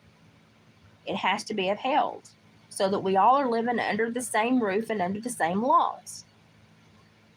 And when you start deviating from that and creating special interest group or trying to say this is a marginalized or oppressed group, you create conflict and resentment, and you're breaking down that whole society because we don't feel as one. We are being broken down and fragmented. And I'm getting so frustrated at people trying to create fragmentation so they can create opposition, so they can create conflict, so they can benefit from it. I'm so frustrated with that. So frustrated with that. And when I see them just violently breaking laws to do so, and have a younger generation believe that they are in some way validated for these actions and behaviors. Y'all, we have lost the plot. We have lost the plot. So it's just frustrating. Yeah, you cannot have a society that has different tiers where laws are upheld in different capacities. Not gonna work. Not gonna work. And I cannot save my life understand how he thinks him not upholding the law and the feds that are above him saying, dude, if you're not going to do it, we're going to have to step in to do it because it has to be done. And he says that's a state of emergency because they're coming in to uphold the law. It was a state of emergency because you wouldn't. It's very frustrating. It's very frustrating. And at the end of the day, you can talk about empathy, sympathy, compassion, and oppression and marginalization. You can talk about that till you're blue in the face. Someone's always going to feel a certain way that can contradict, compare, or contrast. We're all going to be on different pages. The one thing that we have that creates us all together is our communal enforcement of our legal framework and our Constitution. And we have to stay true to that and adhere to that so that we do have a nation, a country, and a society that does feel unified. And we've got to stop letting these little governors think that they're freaking emperors. Do you know how much power a governor really has? Honestly, sheriffs in rural areas have more powers than governors because sheriffs in rural areas have literally no one above them to monitor them. Honestly, small town sheriff departments and rural sheriff offices, they have very little oversight. They can get away with a lot of crap. Worked in the field, I know it. Governors have a lot of oversight, and most of it is federal. He's just trying to bank emotions against the federal oversight so that he can win an emotional battle. But what our young people don't understand is this is not an emotional battle. You can't win a financial problem with emotions. The people that pay taxes should receive as a priority any aid or benefits that come from those taxes because they are what is keeping the country afloat. People that come in illegally should be removed. They should be forced to then reapply and come in legally if they want to be here. It's not that we're trying to kick them when they're down. We're all trying to abide by the same laws here, buddy. If you're going to be here, do it legally and pay your taxes and be productive and do something for this nation. If you're not going to do that, then don't come here. Every other nation has got very, very, very strong enforcement of their borders.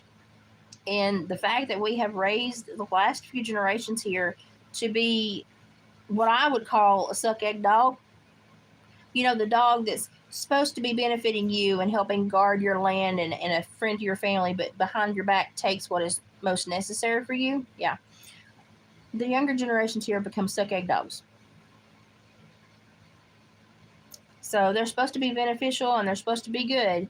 But boy, as soon as they get out of our eyesight, we just don't know what they're up to and what they're taking from us.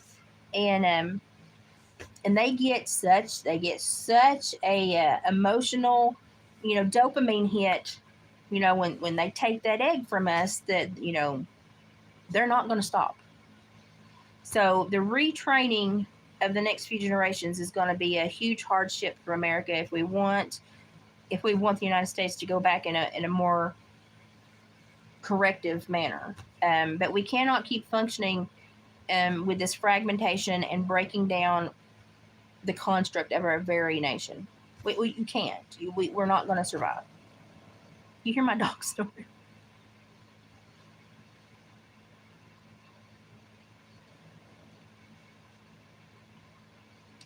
I don't like. There's a lot of dangerous people here that don't need to be here.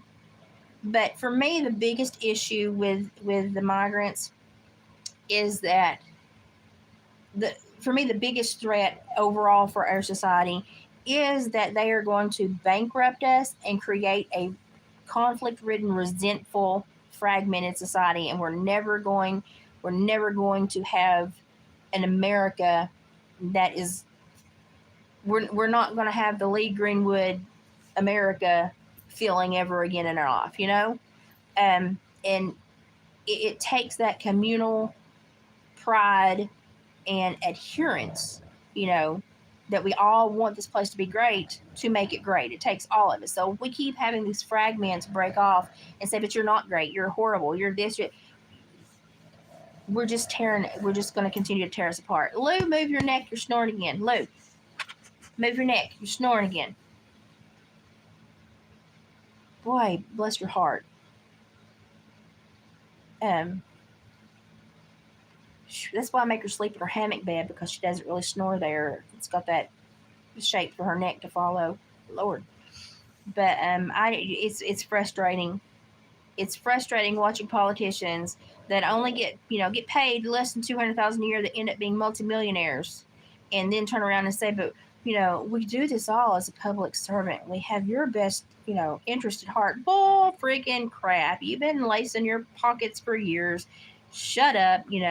And we know that you are solely functioning financially. That's what your target is on. Finances, because you only make a couple $100,000 a year, but you're worth millions now since you got a political placement. So we know you are focused on finances. So when you're playing this game with your state and you're saying that finances are not what you're focused on, we know they are, because it's the game you play in real life. It's what you play when you think nobody's looking. Pelosi's like one of the worst, but almost all of our politicians are worth way more than they should logically, rationally be worth. So we have a huge issue with all groups of politicians. But when he is put on display that he is finances first, but then he treats us like petulant children for wanting to look at the fiscal responsibility of California. It's like, shut your mouth, man. We know what you're all about.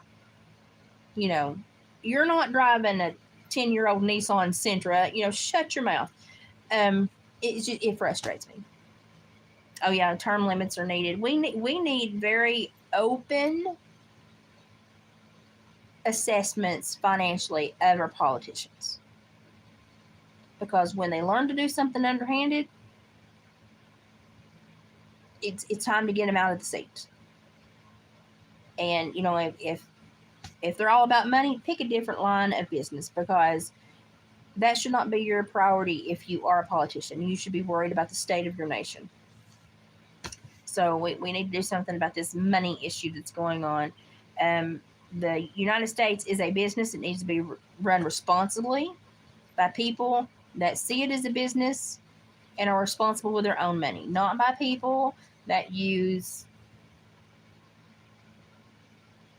kitschy avenues to make money and keep it off the books. And I'm just saying, I'm not happy with 99% of our politicians. I just don't like them. They're not there for the right reasons, and we are seeing it all across our nation now. And all they're doing is trying to harness emotional hostages to change the momentum of our society, and it's not a healthy change. It's not a healthy change. Yeah, I'm frustrated. I think they're all as crooked as a dog's hind leg. That's where I stand on like 99% of politicians. I've met a couple of decent ones, and matter of fact, we had a Democrat here, but he was a back home Democrat. I don't think he really knew what a Democrat was. That's what his daddy was labeled, so that's what he was labeled. But his voting record was very conservative. And when all the upheaval in the politics happened, the last couple of years, they voted him out just because they wanted a Republican in office. And I said, y'all shot yourself in the foot, because no matter what he registered for, he voted for the people. He voted conservatively and primarily for the people here, and he had like a better voting record than the Republicans here. And now they're saying his replacement has not been as people minded, and he just votes willy nilly. He doesn't vote for his constituents. So they're saying now that was not a good decision.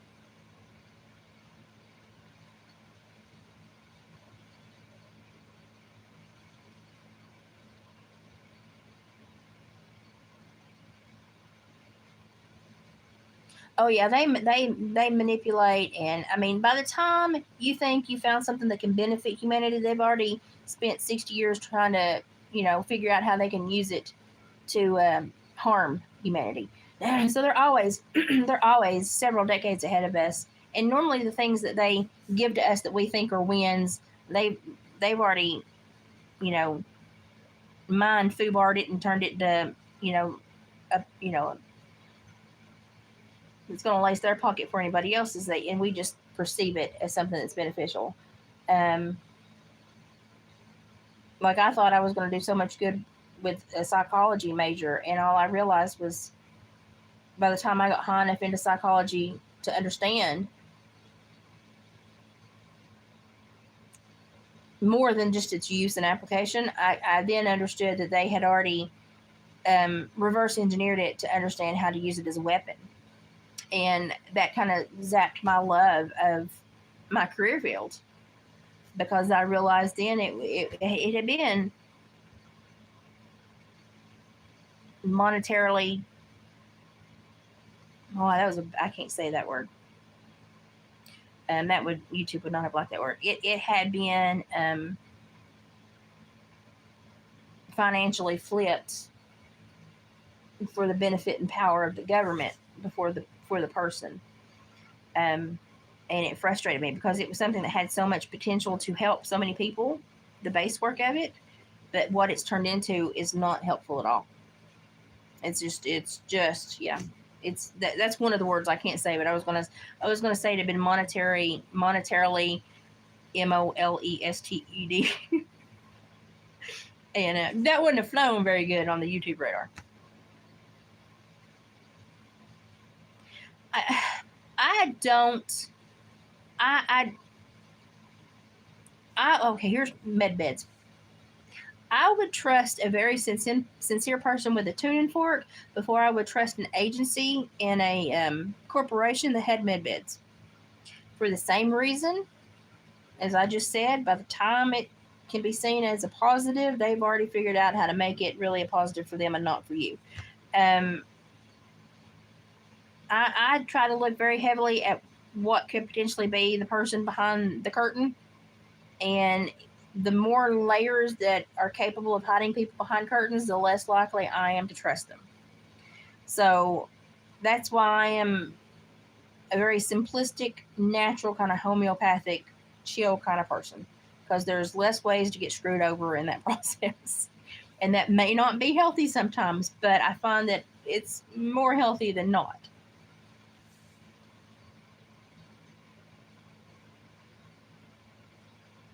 Yeah, school, like, it's great when you're getting your education, but then when you get enlightened and you realize what your education is, it's very frustrating. Especially when you have to pay for it. You're paying for something that now you understand is not a benefit.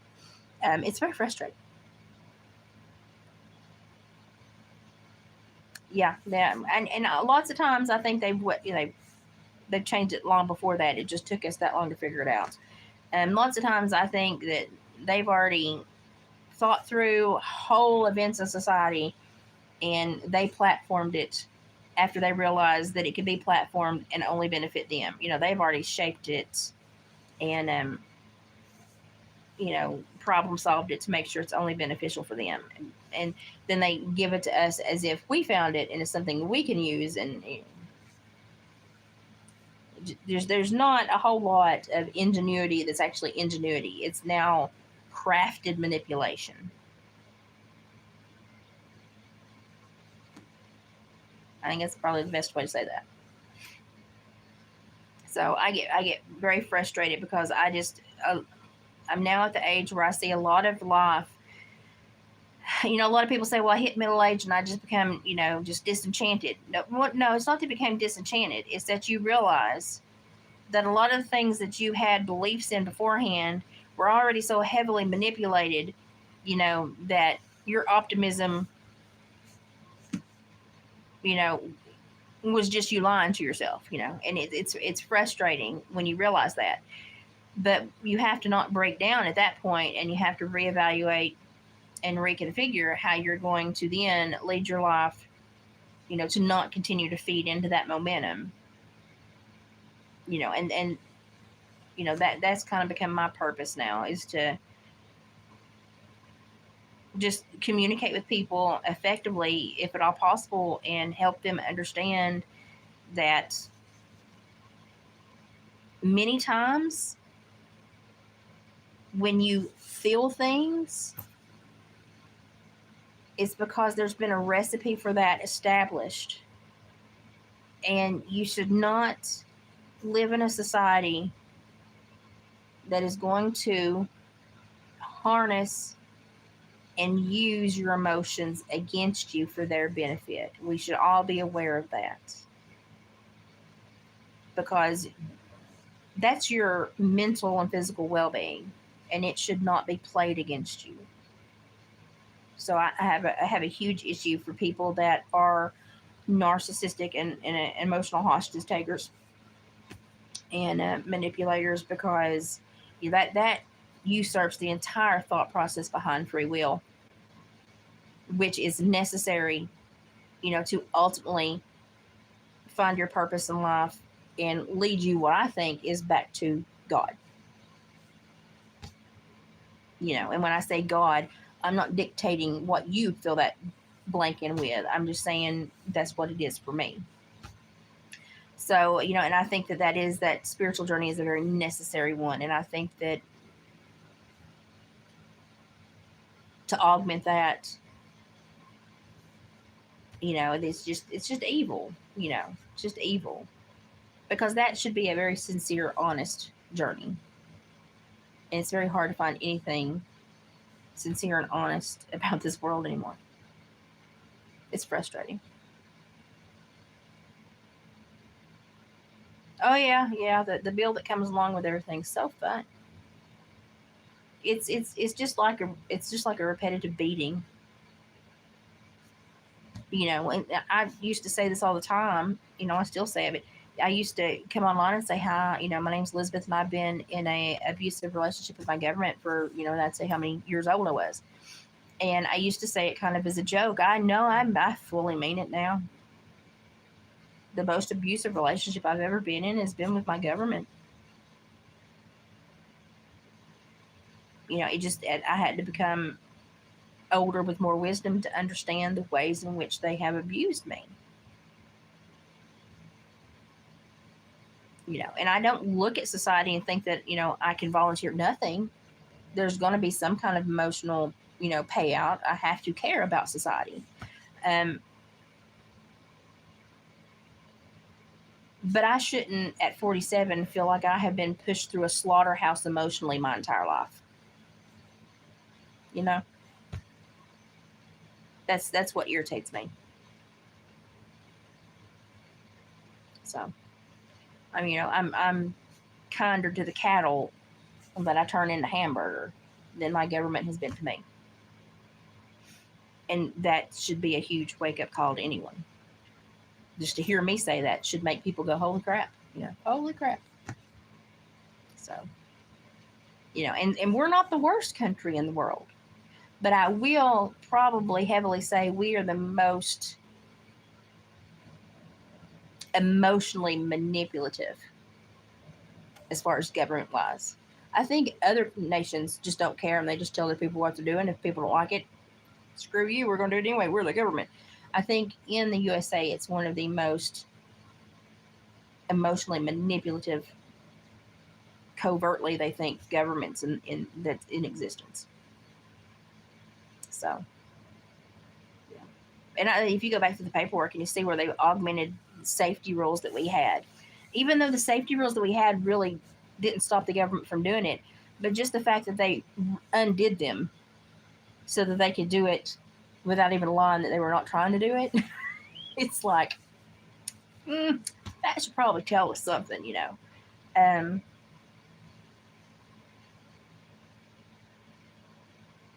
but I would just like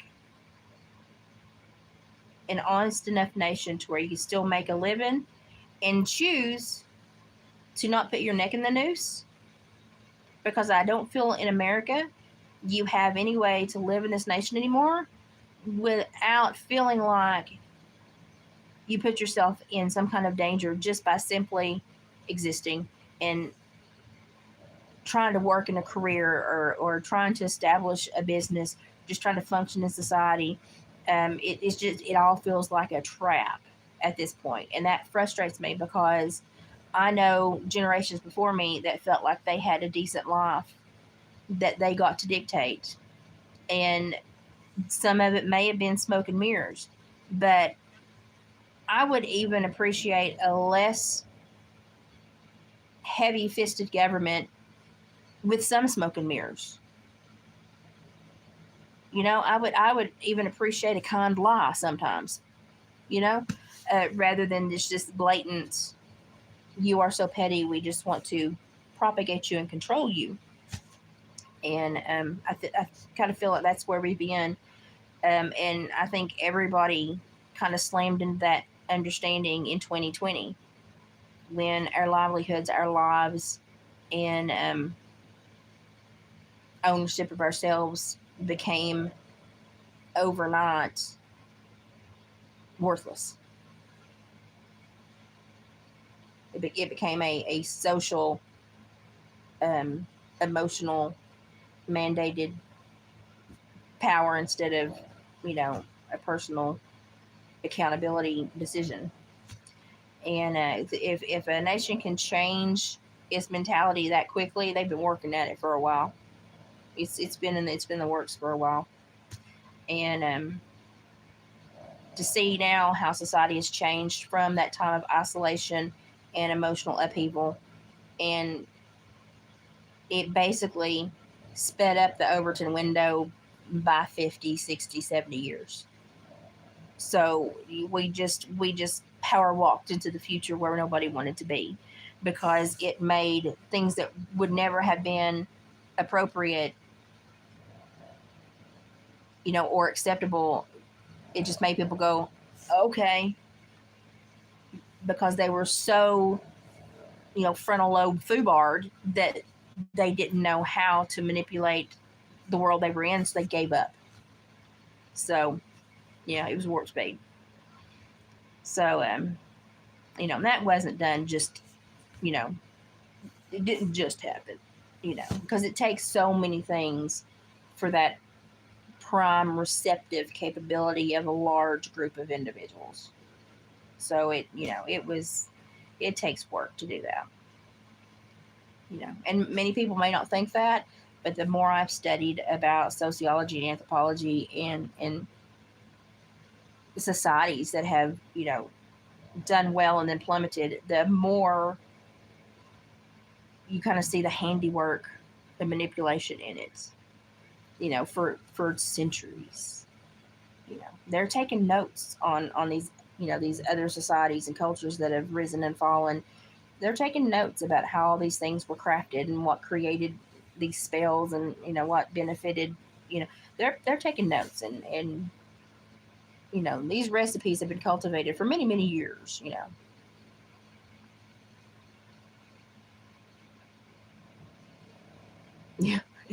Yeah.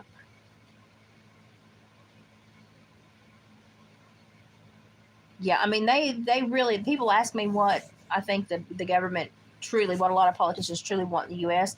They want a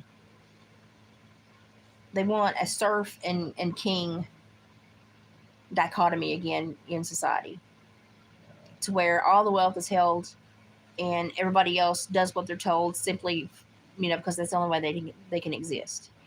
We're too poor to write and have any power, and so therefore, we just work the land and toil tirelessly because we have to.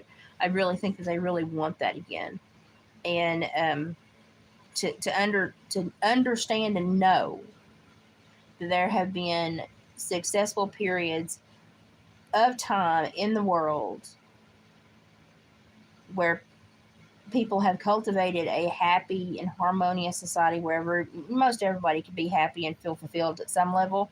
To have them routinely and almost across the board choose to create this kind of vibe instead of go with the one that kind of works for everybody, it just irritates me. It just irritates me. You know, power is,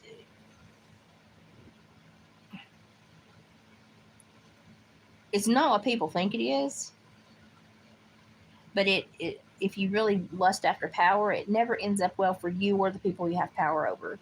And so when you see somebody that really just wants finite power, you know that it's going to come at any cost, and that cost is normally going to be to the people lower on the status. My dog's just snoring away over there. So it's just frustrating. I get frustrated so easily. So I could talk about my frustration so long. But y'all, our society is so screwed, so screwed. And the reason we're screwed is because we think that we can't be screwed. We have some people that are so young that they're taking over the reins of this commonwealth of people here, and they think they're so smart that they can't be manipulated. That's the sign of a true idiot. And they haven't learned an integral lesson in life yet. And sadly, our nation is going to hinge on the moment they learn that. It's frustrating. Anyway, I'm going to shut up there. She's snoring. I'm going to have to go put her in her hammock, or I'm afraid she's going to not do well and not rest well. And I don't want her going into seizure mode tonight. So thanks for just letting me chew this one out and just, talk about it and have a train of thought and a visit. I kind of like the videos where I get to do this and it's like sitting across the kitchen table and talking to a friend. It's good for, I think, for everybody that is in on these, comment section and otherwise. Yeah, Chelsea, that is a huge lesson to learn, that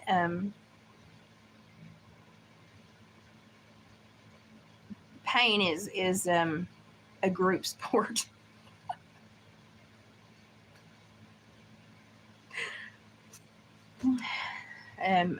So many people are driven by what they think is going to keep them from being like everybody else. But normally, understanding what makes you like everybody else is what benefits you the most in your life.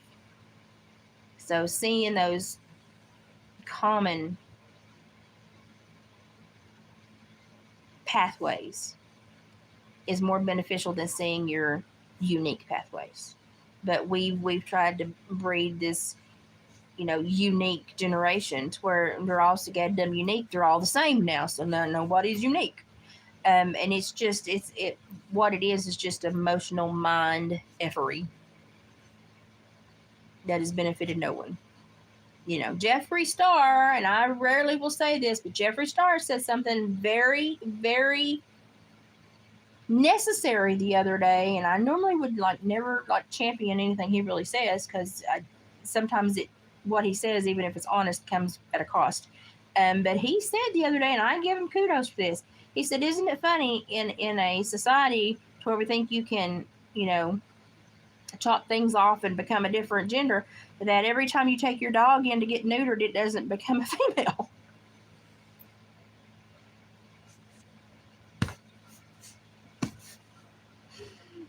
And that simplistic form of thought is going to be what does start to ring bells and get us back to a good baseline.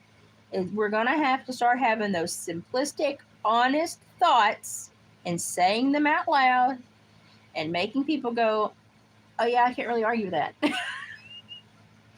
Because like I said, this new generation has become an arrogant, argumentative, they exhaust people.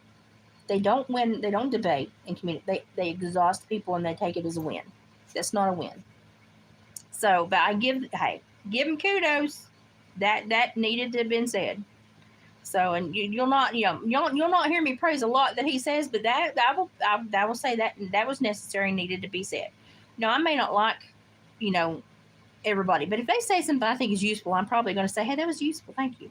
But it's a very honest statement. And a lot of, and I'll just tell you, people don't adhere to just empirical, factual, true scientific data anymore, because They don't study science. We stopped teaching certain things in schools. We stopped creating a lot of thought and interest, and we kind of told kids, "Well, put your effort here instead of making your brain bigger. Focus on your body." And so they kind of steered our kids to be more concerned um,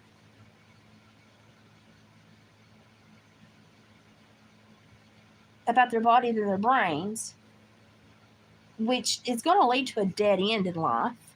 Because listen, kids, no matter how well your body functions now, at a certain point in life, it goes, I'm done.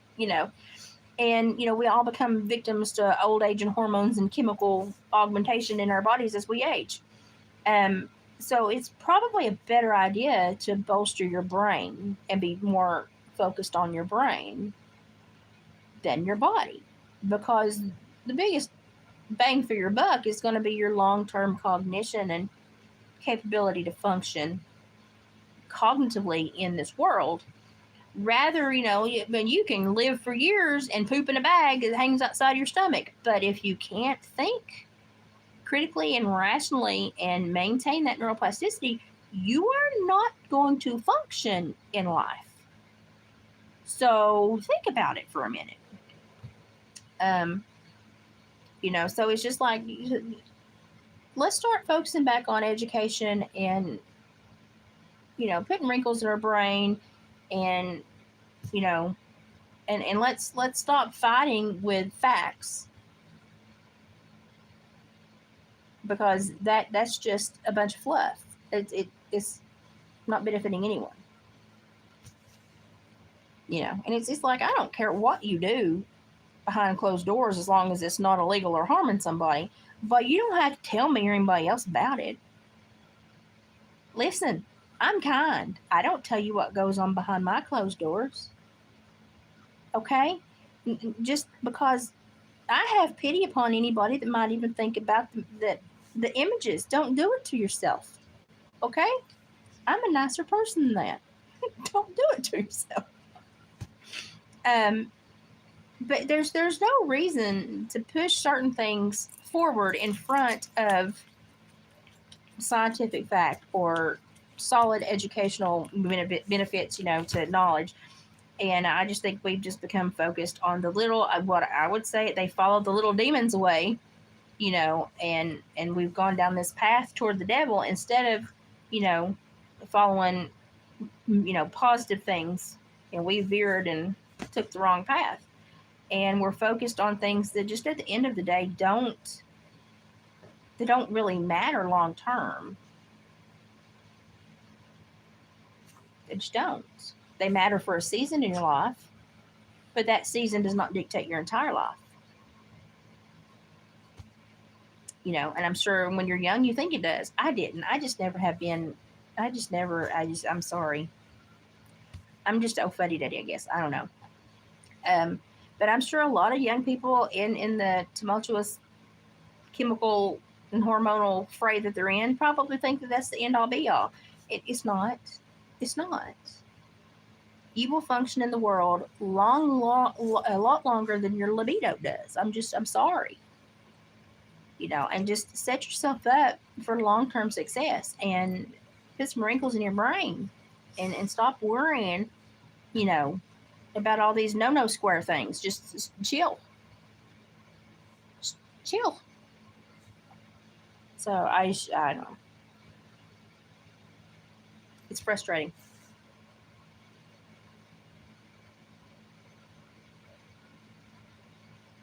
Oh my gosh, my mom taught for 20 something years, 26, 27 years. I don't know.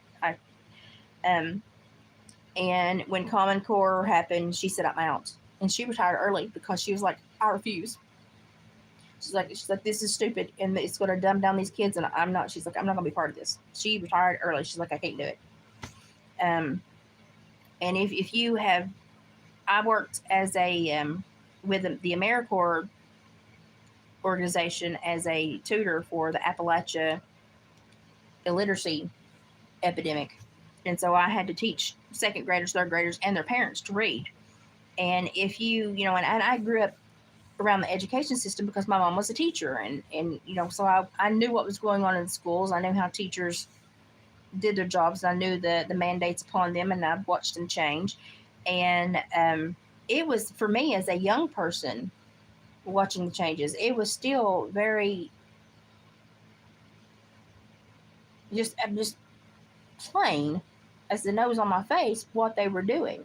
They were reducing the responsibility academically on the children to learn, and basically making it okay to not have any expectations of yourself. And they and what they didn't need to do that, because everybody's like, well, you shouldn't expect this of it. Well, no, but personal expectations is going to put you at your highest grade possible. So we want everyone to work at their highest capacity possible, because we want you to do your best in life and have long-term options. And but when all they did was make it okay to be lazy and just not care.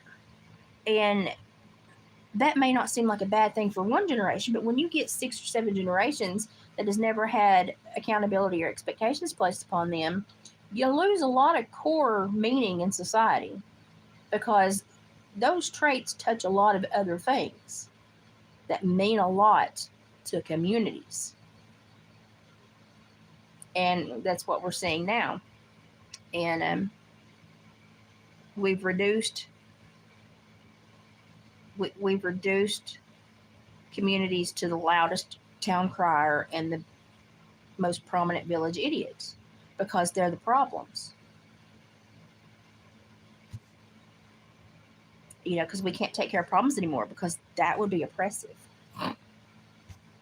And so we've reduced ourselves to those are the loudest voices. So therefore, they are the status quo and our biggest issues and how we are known, and we function as a society based on the most stupid and loudest people, because that's the prominent groups. We didn't put the educated and thinkers up there anymore. That was not what we discussed the most and cared the most about. We've had to cater to the loud crybaby idiots. And that's what has become the prominent theme in society now.